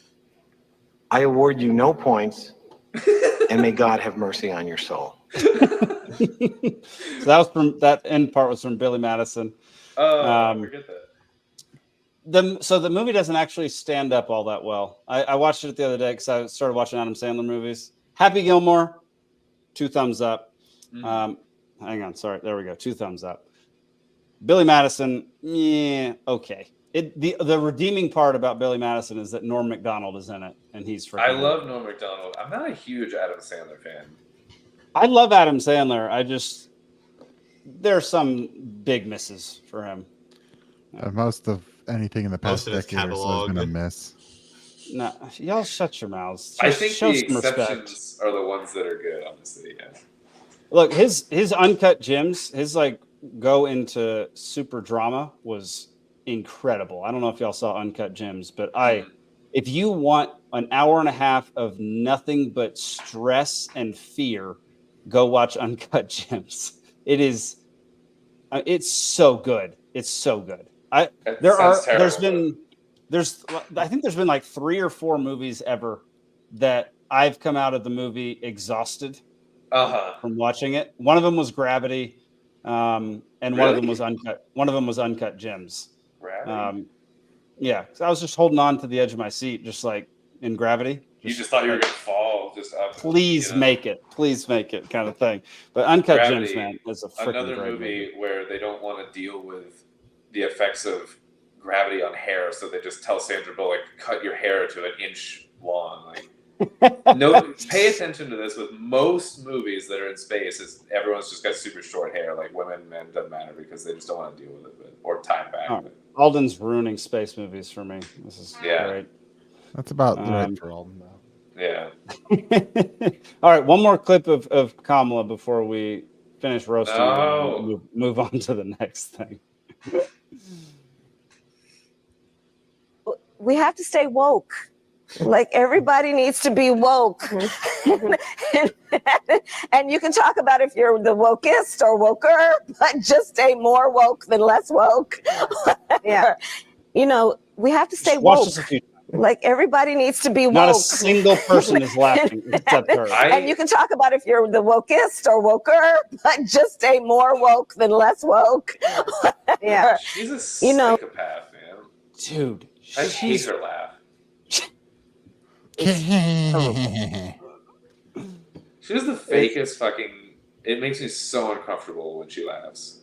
Yeah, and the fact that I can't believe people are still using the term woke on the left side. I thought that term would have gone by now. People on the right were just attacking like wokeism. Yeah, when your mom tries to use a word of your generation and it like doesn't come off right, like it feels like weird in her mouth a little. Like I don't know, but it does feel. I mean, weird. I don't know what the full context of that clip or when it came from, but I'm guessing it must have been like in reaction to, the way that woke is used from, the normal people to describe the insanity on the left. But, and she's playing it off like it's something normal or something that we should be. Yeah, woke is one of those like bubble words that like there's like 2 meanings to it. Like one embraces it and one uses it to criticize the same people that embrace it, kind of a thing. But Some quack says she is crazy bad at code switching. yeah. Yes, she is. Before we move off this topic, I do even her actual campaign ads. So like what she supposedly like put her stamp of approval on. This is the absolute best that our campaign has to offer. The first 20 seconds is her just saying the same things that politicians have always said. And it's like, I don't know if you remember this, but Democrats have been in the presidency for 12 out of the past 16 years. So if the economy is bad, that's kind of your party's fault. And then the last bit of the ad is her spending that and the entire portion saying, her vision for America is one in which reproductive rights are not only defended in the Constitution but guaranteed in every state. And that's almost a direct quote from the ad. That's how much I've been forced to watch it over the past 2 weeks. So it's like, yeah, Kamala Harris's vision for America is one in which you're allowed to kill babies in every state. That's, I'm sure, the most effective message that you can be putting out there. Yep. Yeah, no, it's super effective. It applies to basically every person. Everyone can relate to it. It's definitely just not for one small subset of people. I'm trying to find her campaign ad and I cannot find it. How can you not find it? It's everywhere. It's not everywhere on my feed. I think I've curated my feed enough to not get it. I literally can't find it. Earlier this week, I sent a clip of Kamala Harris saying the 220 million thing that I brought up earlier. So I sent, this will tie in that and then like the thing we were talking about with like identity politics and everything. And I sent this to someone that isn't a huge fan of hers personally, but is still a Democrat and still believes that like the vaccines were like legitimate and blah, blah, blah. And like that kind of thing. So I'm trying to kind of probe and see like, where there's an opening to talk because I know she's not a huge fan of Kamala.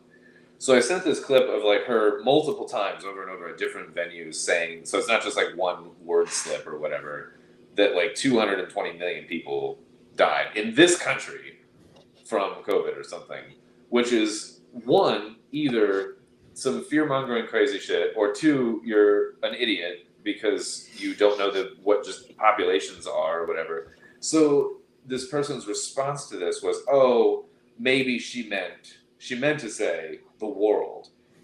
To which I had to pull up the numbers because I'm like, I know it's not that, but I had to pull up the numbers. Even with all of I'll even give you all of the fudgery with like the hospitals. Died with or died of. Yes. Yeah. Even with all of that, even if we take all of that, the official numbers from like the WHO or whatever are like 7 million people in the world have died from who? Today of COVID or whatever. 7 million. So if it's even the world, it's like 30 some times ballooned. And if we're taking what she's saying as true, then it's about this country. It's 183 times more than died. And it's even more than that because a lot of these people were hit by a car and just had COVID or whatever. But she's saying 65% of the population was killed. Yeah, it's like a fucking Jimmy Neutron event. Like only teenagers and kids are left. Like everyone else is just like died immediately. Like it was literally the bubonic plague. Yeah, the bubonic plague killed like half of Europe or something. Exactly. It would be more than that. Anyway, so this is the kind of thing that I just noticed when I sent this to this person. That like inclination to defend it and to give the benefit of the doubt and to be like, oh, she probably meant the world, which says two things. One is that they also don't understand how many people actually died of COVID, but their concept of it, because they are still listening to like left-leaning media and things like that, their concept of it is that COVID was so bad that must be true kind of thing. Anyway, that was just my little anecdotal tidbit from this week. Just talking well, the other part to consider is that, from what I understand, and I haven't checked, but she doesn't even have a platform on her website. She just it's just gotten to the point of vote for her because she's the Democrat. Yeah, that's all they need anymore. Yeah. I'm gonna look. But while I look, let's watch her advertisement, shall we? Oh, you found it? Yeah, I found it. I don't want to see it. In this election, we each face a question. What kind of country do we want to live in? There are some people who think we should be a country of chaos, of fear, of hate. But us, we choose something different. We choose freedom.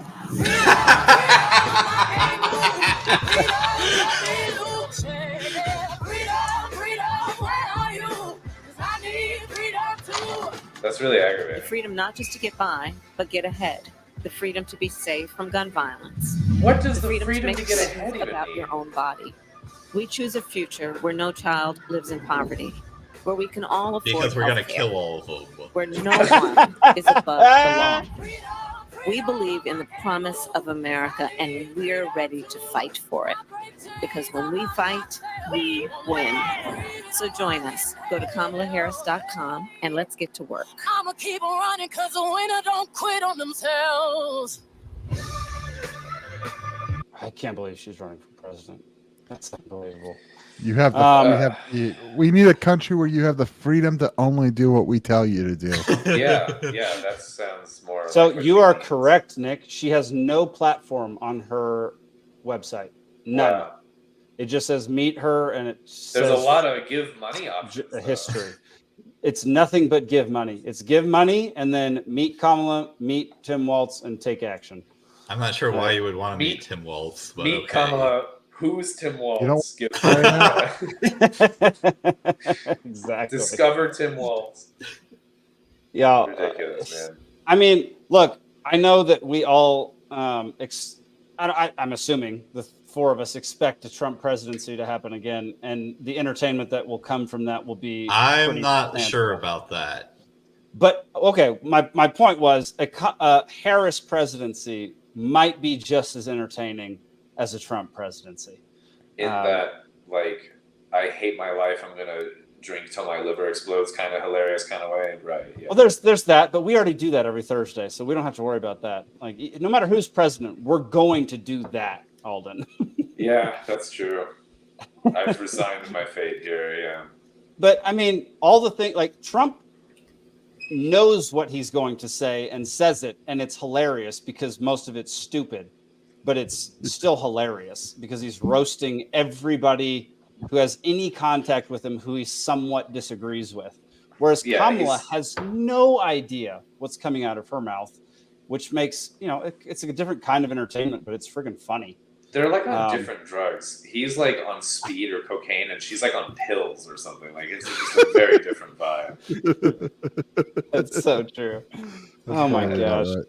He's like a coked up comedian, and wild, she's just on the opposite end of the spectrum.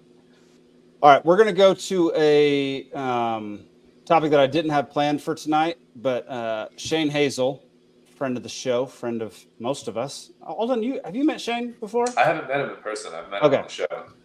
Gotcha. Yeah. Friend of most of the folks. On. Yeah, we should get him back on at some point. Hung out with him at Bitcoin conference past 2 weeks ago, and he had something to say today, and I thought it was a great post. So I want to listen to a little Shane Hazel for 2 minutes and 43 seconds. What's up, everybody? My name is Shane Hazel. Once upon a time in my life, I was a Marine and got deployed a couple times to the Middle East.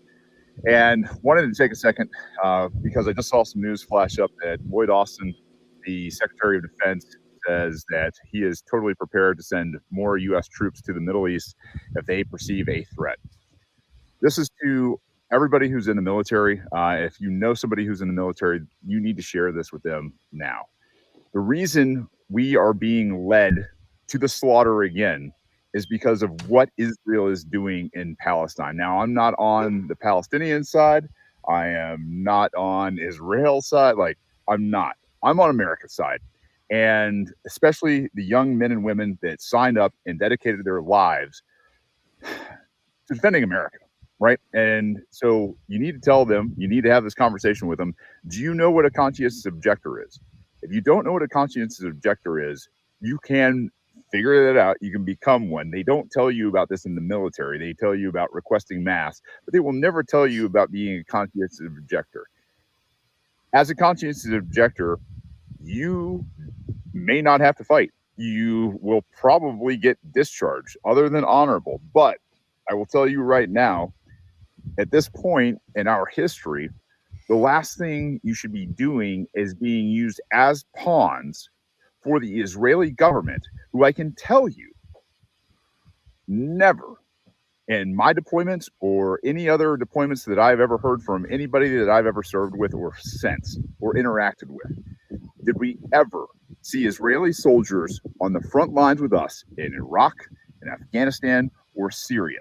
It was their backyard, and we were, supporting a lot of the intelligence that Netanyahu brought back in the early 2000s. All complete lies. So if you don't want to go and fight for Israel, if you don't want to be in the Middle East, if you understand that there is absolutely nothing there for Americans, we are not increasing freedom, we are not increasing liberty for Americans. Look around America. This should be the call to everybody who's in the military. Become a conscientious objector if they're going to send you to the Middle East, and be done with it. That's my message. I hope you'll share this with people. It's at some point this war machine's got to stop, and a lot of us guys that have experience have got to help the other guys who don't understand their path out of this situation. So I will see you guys later. Peace. All right, so that's Mr. Shane Hazel talking about exactly what he just said. There's a lot of tensions ramping up over in the Middle East. There's a lot more seems like there's a lot more groups getting involved in the fight that's happening over there. And Shane put out this tweet today, just wanting to let people know that if you are in the military, they don't tell you this, but you can be a conscientious objector and not be deployed to go kill people that have nothing to do with anything regarding American freedom or protecting the liberties of Americans, or even beyond that, or get killed sitting on a base in the Middle East because Israel decided to go murder someone in Tehran. There we go. Yeah, because that just happened this week too. A U.S. military base was struck by whatever Iranian Hezbollah, whoever. I didn't pay that close of attention, but I believe a couple of people were killed on that. So I think it was Hezbollah, wasn't it? Wasn't it Hezbollah? It might have been. I doubt it was Iran directly. It was probably Hezbollah, but yeah, I believe there were like 2 killed or something in that. So you could go over there, and because Israel decides, we're going to go kill someone in Tehran, it's. Well, some quack says there's a House bill out to automate selective service. I don't like the sound of that. Oh, well, if you don't like the sound of that, I really don't like the sound of that. You already got the haircut. You already have the haircut, man. You're perfect for this. You got to be getting close enough to the age that you'd be past the draft, Zane. I already put your name in for the draft, Zane. I already slid your name into that ballot box, man. What was the age last time? 18 to 26? I thought it was up to 26. Yeah. Well, in that case, we definitely should not go to war for at least another 2.5 years. 2.5 years before war. Oh, wait, no. What? Yeah, 2.5 years. Then do all the warmongering you want after that. Ugh. Just telling me a flat feet. Flat feet. That's legitimately my thing. I have flat ass feet, man. Oh, perfect. Yeah. I'd be easily exempt. They'd look at my feet and be like, "Ooh, we don't even want you in this room anymore. Like, get out of here." Unless they have a foot fetish, then they might really want you in the room. You don't want my feet, man.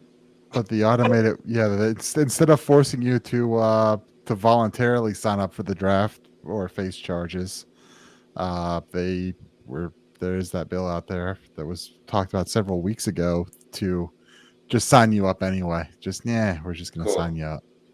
Yep. So. Like how my phone number always ends up on these goddamn telemarketer calls, even though in a certain way, like it doesn't matter if they automate it. I mean, the draft hasn't been used since Vietnam, but also like, you kind of get forced into signing up on it. Are they going to draft women this time? Even though, like, I don't actually remember ever signing up, but I guess I did at some point. I had to. So you did? When did I sign up? I don't remember that. If you took federal student loans at some point, you had to have. I never took federal student loans. I don't know. I never took federal student loans, but I'm pretty sure that I did register at some point, though I don't remember. Oh, so you did it voluntarily. This doesn't sound like a violation of the NAP or anything against your principles, Zane. It seems like you asked. I'm sorry, I didn't know that you were an idiot. My apologies.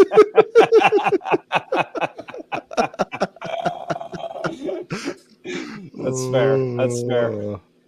Speaking of war, let's get to a tweet that Mr. Dave Benner posted the other day. It's 2 days ago. He said, today in 1945, the U.S. government dropped an atomic bomb on Hiroshima, Japan, combined with the detonation of another atomic bomb 3 days later, which would be tomorrow. The decision resulted in the death of 225,000 people, most of which were innocent civilians. It's a sad reminder that most of what we have been taught about the atomic bombs and the reasons behind their usage is the product of lies and the U.S. propaganda machine. I'm not going to read his whole tweet. Go follow. If you don't follow Dave Benner, you really should. It's dbenner83 on X. Friend of the show. Friend of the show. Just a really good dude. It's a long tweet. We're not going to read the whole thing, but there's the way that you said, if you don't follow Dave Benner, I thought you were going to say like the Ricky Bobby, like if you don't chew big red gum, then fuck you. Like, that's what it sounded like that was doing. So do we have to draw straws to play the Austin Peterson role here? No, you don't have to draw straws. No, none of that. I think World War II is always a touchy subject with anybody older than me and Alden and Nick. Yeah.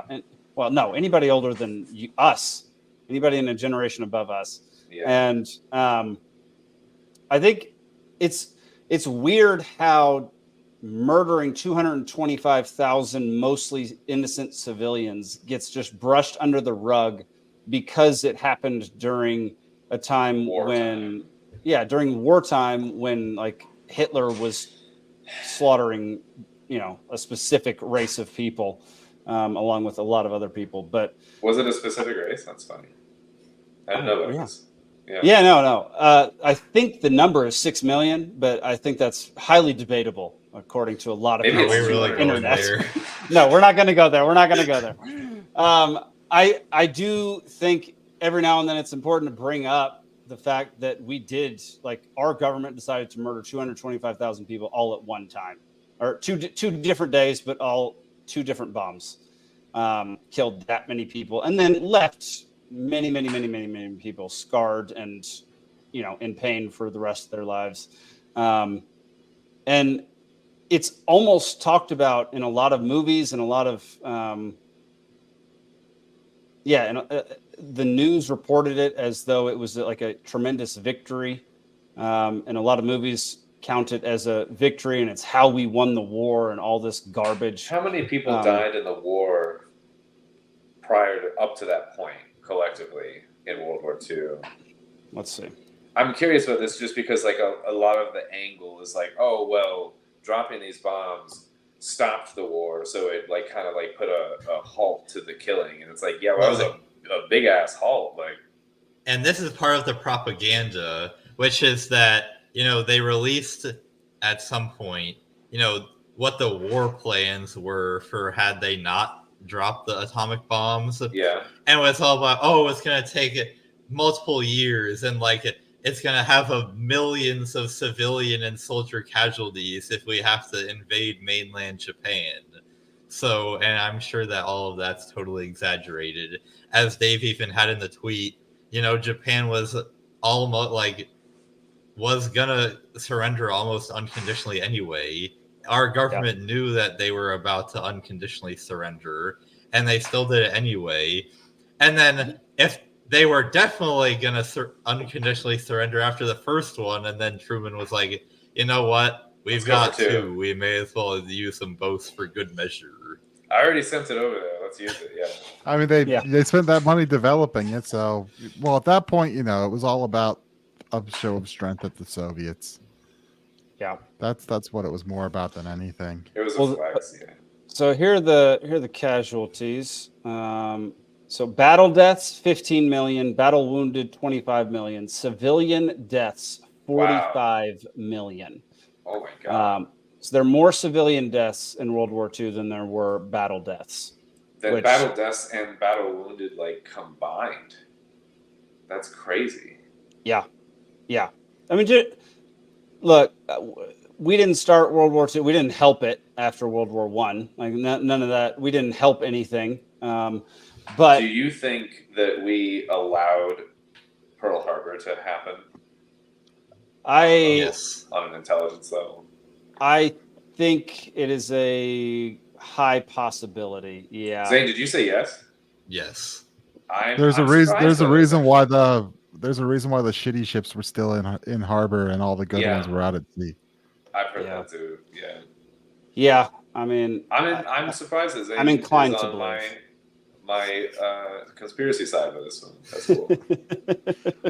I guess add that to a deep dive show we need to do is Pearl Harbor. Yeah, we could do that. Zane, what did you say about evidence?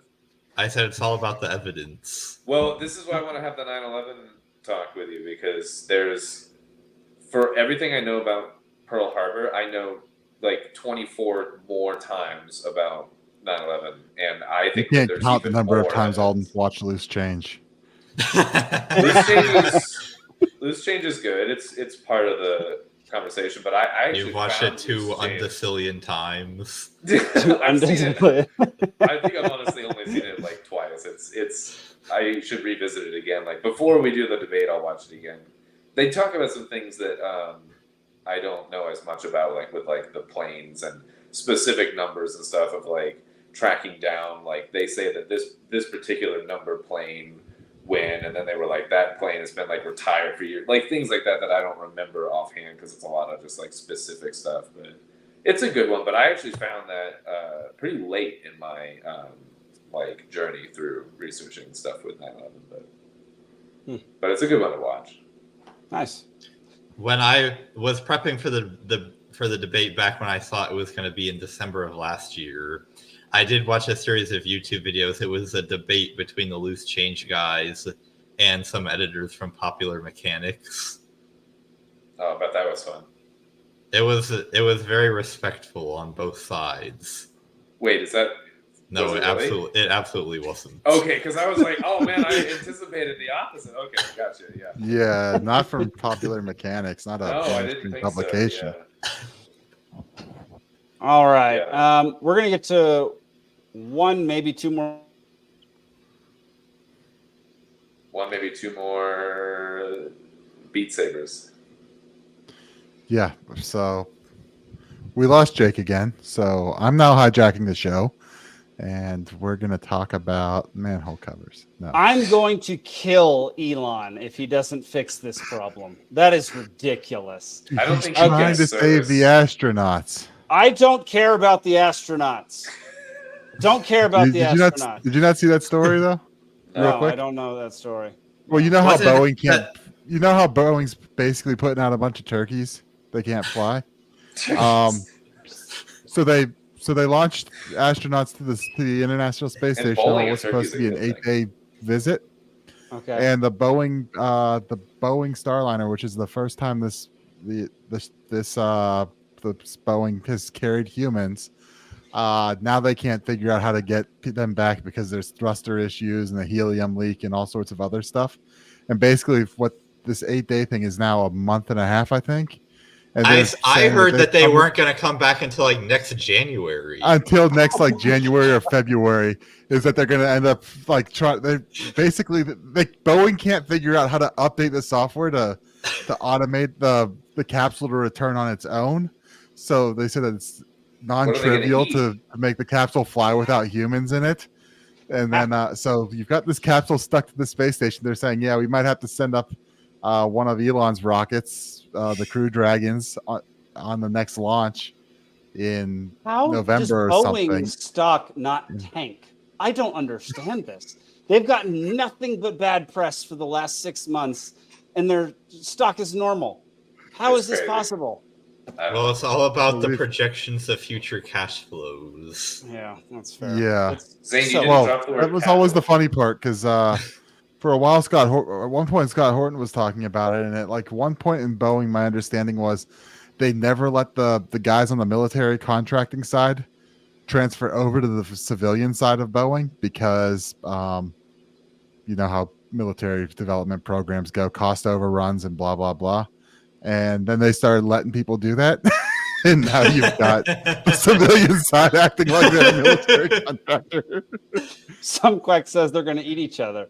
That's oh my what I gosh. was getting at. We could have a freaking cannibal situation in the space. No, they're not the only Another- two that are in there. Then they have Another more people to eat, Zane. Yeah, that's what we're saying. Yeah. A cargo launch just docked up there, so like they're good. We're not cannibals in space yet. Wait. So they figured out how to launch cargo, but not how to launch something to bring them back. Yes. So you can bring them. Well, they planned this stuff out We months in never advance. landed on the moon. This is ridiculous. Okay, Jake. Tell me about the next time that you take a road trip sitting in the back of an 18-wheeler, and tell me how you like that. What? I don't get. What are you talking about? The analogy is that just because something is suitable for cargo doesn't mean that it's suitable for humans. That's no, bringing fair. docking cargo to it, but I'm not saying, being able to rescue. I'm saying that we why can't we send something that can bring humans back right now? Like there being are able to bring. Multiple countries make spaceships that can bring humans back. Let's just send it up there and bring it back down. Okay, There's so no- the problem is Soyuz just docked saying up that there you can't just launch rockets whenever you want to. The alignment of the Earth. I disagree. I can launch a rocket whenever I want to. It just won't reach. Yeah, it just won't reach it. Well, I think there are other options. I think usually there's like a Soyuz that's docked there or something as a last escape or something. But so like there's ways you could do it. It's just like they're trying to figure out how to do it like without. And so basically, yeah, the talk is sending up 2 less people on the Crew Dragon that Musk is going to launch in November, and bringing them back in those seats in February. So an 8-day trip has turned into months. This is like a super low stakes The Martian. Yes. Except they're not sciencing the shit out of anything. Exactly. Quick, teach them how to grow potatoes. All right, we're gonna cover one more thing before we get out of here, and it has nothing to do with anything liberty related or freedom related. It's just weird and crazy. What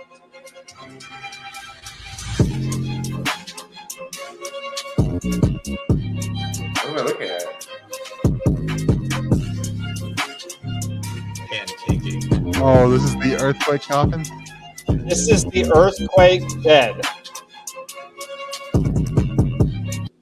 So that's the earthquake. It's the earthquake bed. So it's a bed that senses when an earthquake is happening, and it drops you down and closes over you, and it has like 5 days, something like that, worth of food and water inside. So my question to y'all is it preferable to get crushed to death in an earthquake, or to starve to death under the rubble while you're waiting for emergency? Or suffocate? Is there an air supply in there as well? Like there's oxygen tanks in there as well.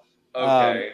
But you're going to starve and suffocate at the same time if they don't get to you in time.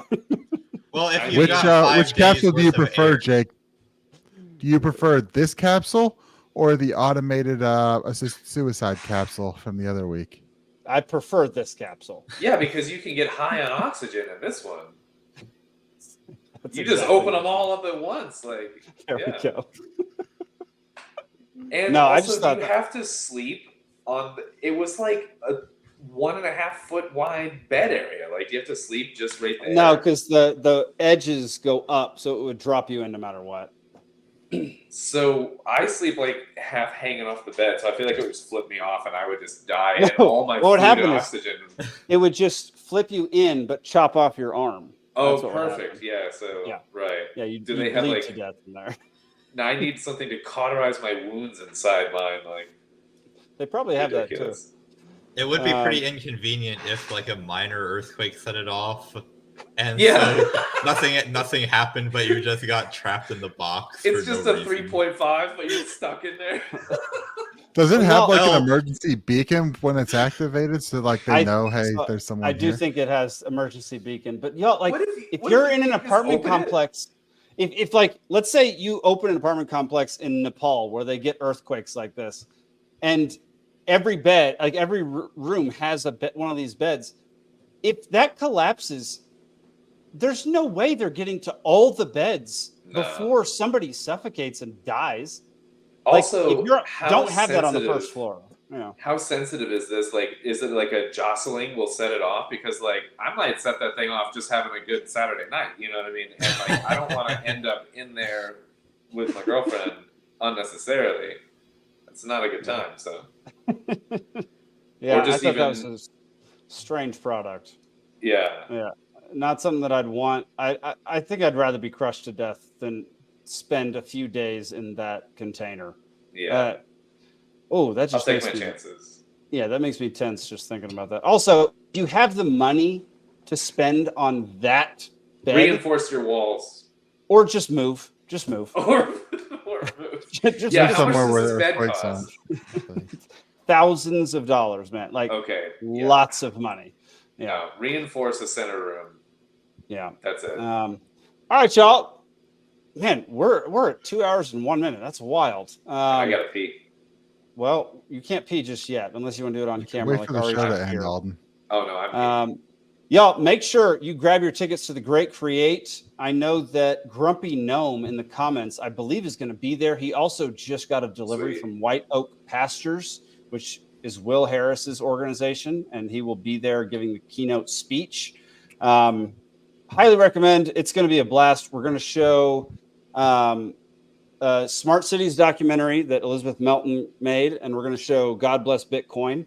We're going to do some live stuff from the Great Create. There's going to be all sorts of shenanigans. Well, Jake's gone again, so this is infuriating. I'm sorry. Y'all, apologies. I gotta figure this out. Good night, Grumpy. Thanks for tuning in. Sorry you had to show up late. Hopefully you get your Twitter situation fixed. Yeah, fix your Twitter. We all enjoy following you on Twitter. Y'all, get your tickets to the Great Create now. It's $42. You get to learn a crap load of stuff. There's lots of people there who can teach you how to be far more self-sufficient, not rely on the government so much, be more reliant on yourself and your immediate community. It's a great thing. We did it last year and it was a big hit, and we're doing it this year, and it's going to be much, much bigger down at Omaha Brewing in Southwest Georgia. Yeah, exactly. Southwest Georgia / Nebraska at the same time somehow. Yeah. And this podcast is brought to you by Rabbit Eye Wine. We're not going to bring up their website again. Go get yourself a bottle of Rabbit Eye Wine. It's blueberry wine. That's it for tonight, y'all. We're going to watch a couple funny videos before we get out of here. But yeah, thank y'all for tuning in. And without further ado, let's go watch Tim Dillon make fun of Kamala Harris. Same way we have been doing.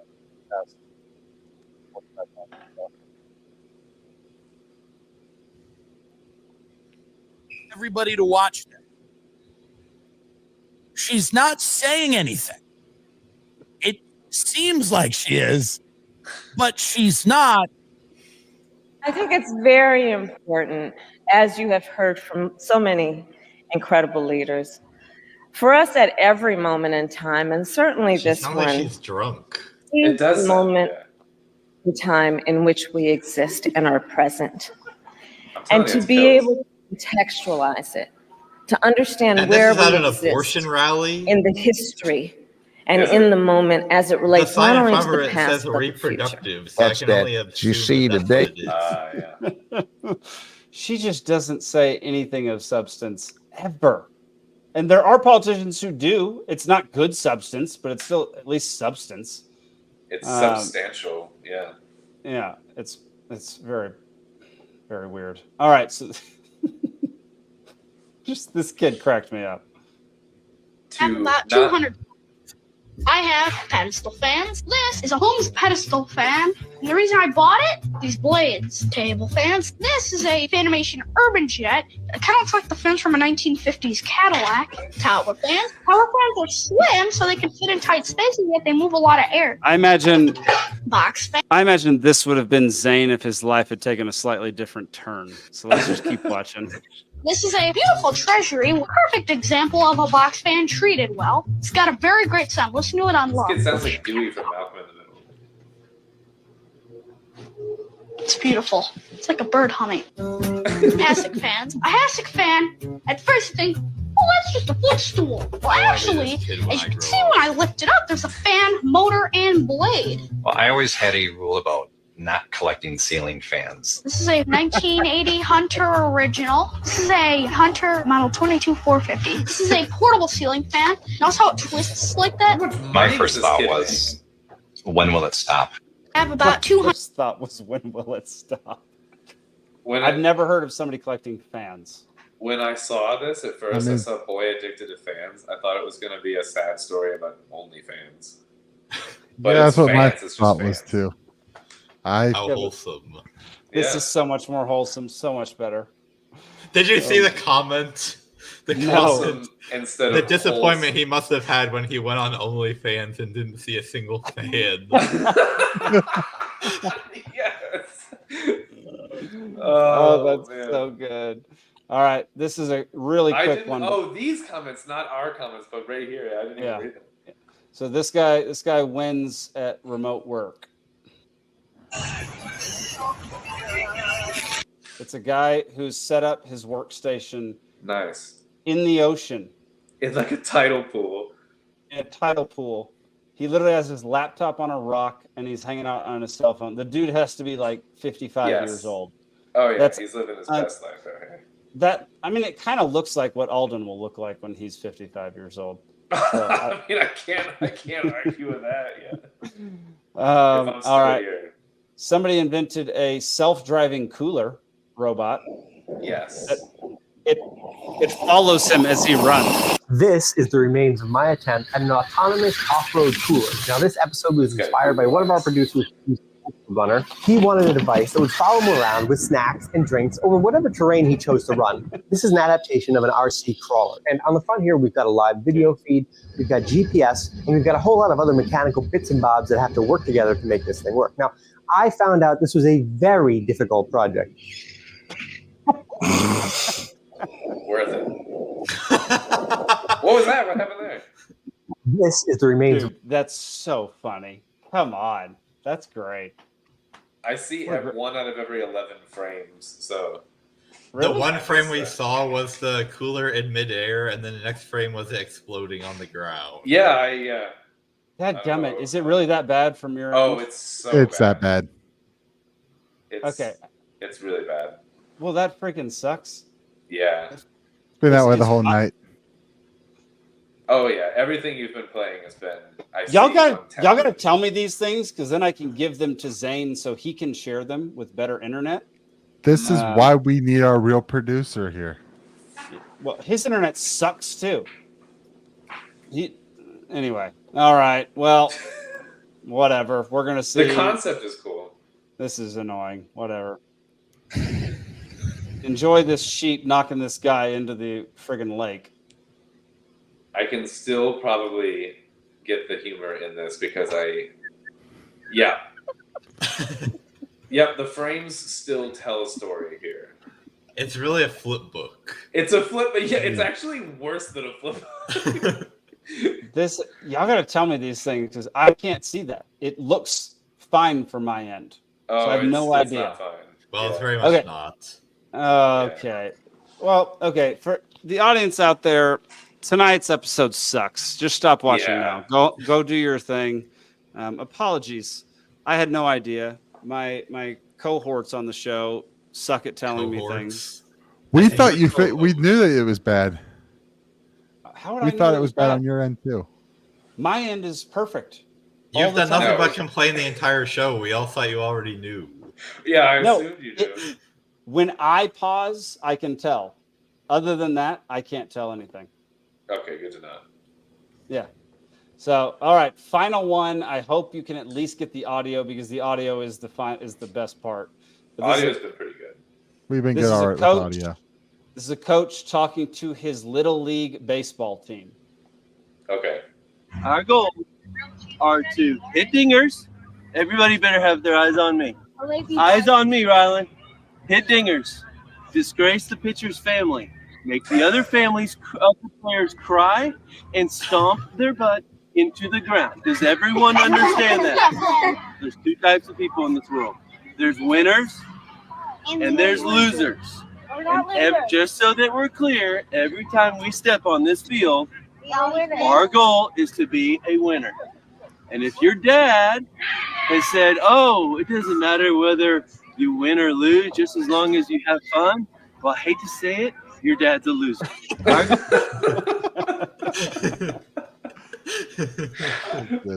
Oh, man. Oh, man. Well, y'all, apologies for all of the technical glitches. At some point, when I have my own internet up here and I'm not relying on my neighbor's internet, who's streaming 5 Amazon Ring cameras at the same time, I'll have actually good internet. So looking forward to that day. But y'all, thank y'all for sticking around for this 2-hour and 10-minute episode of Liberty Libations. I think, y'all, we're just going to do the 9/11 podcast in this format. We're just going to do it. We're going to do it soon. In the format where you can only see 1 out of every 10 frames of every video. I hate you.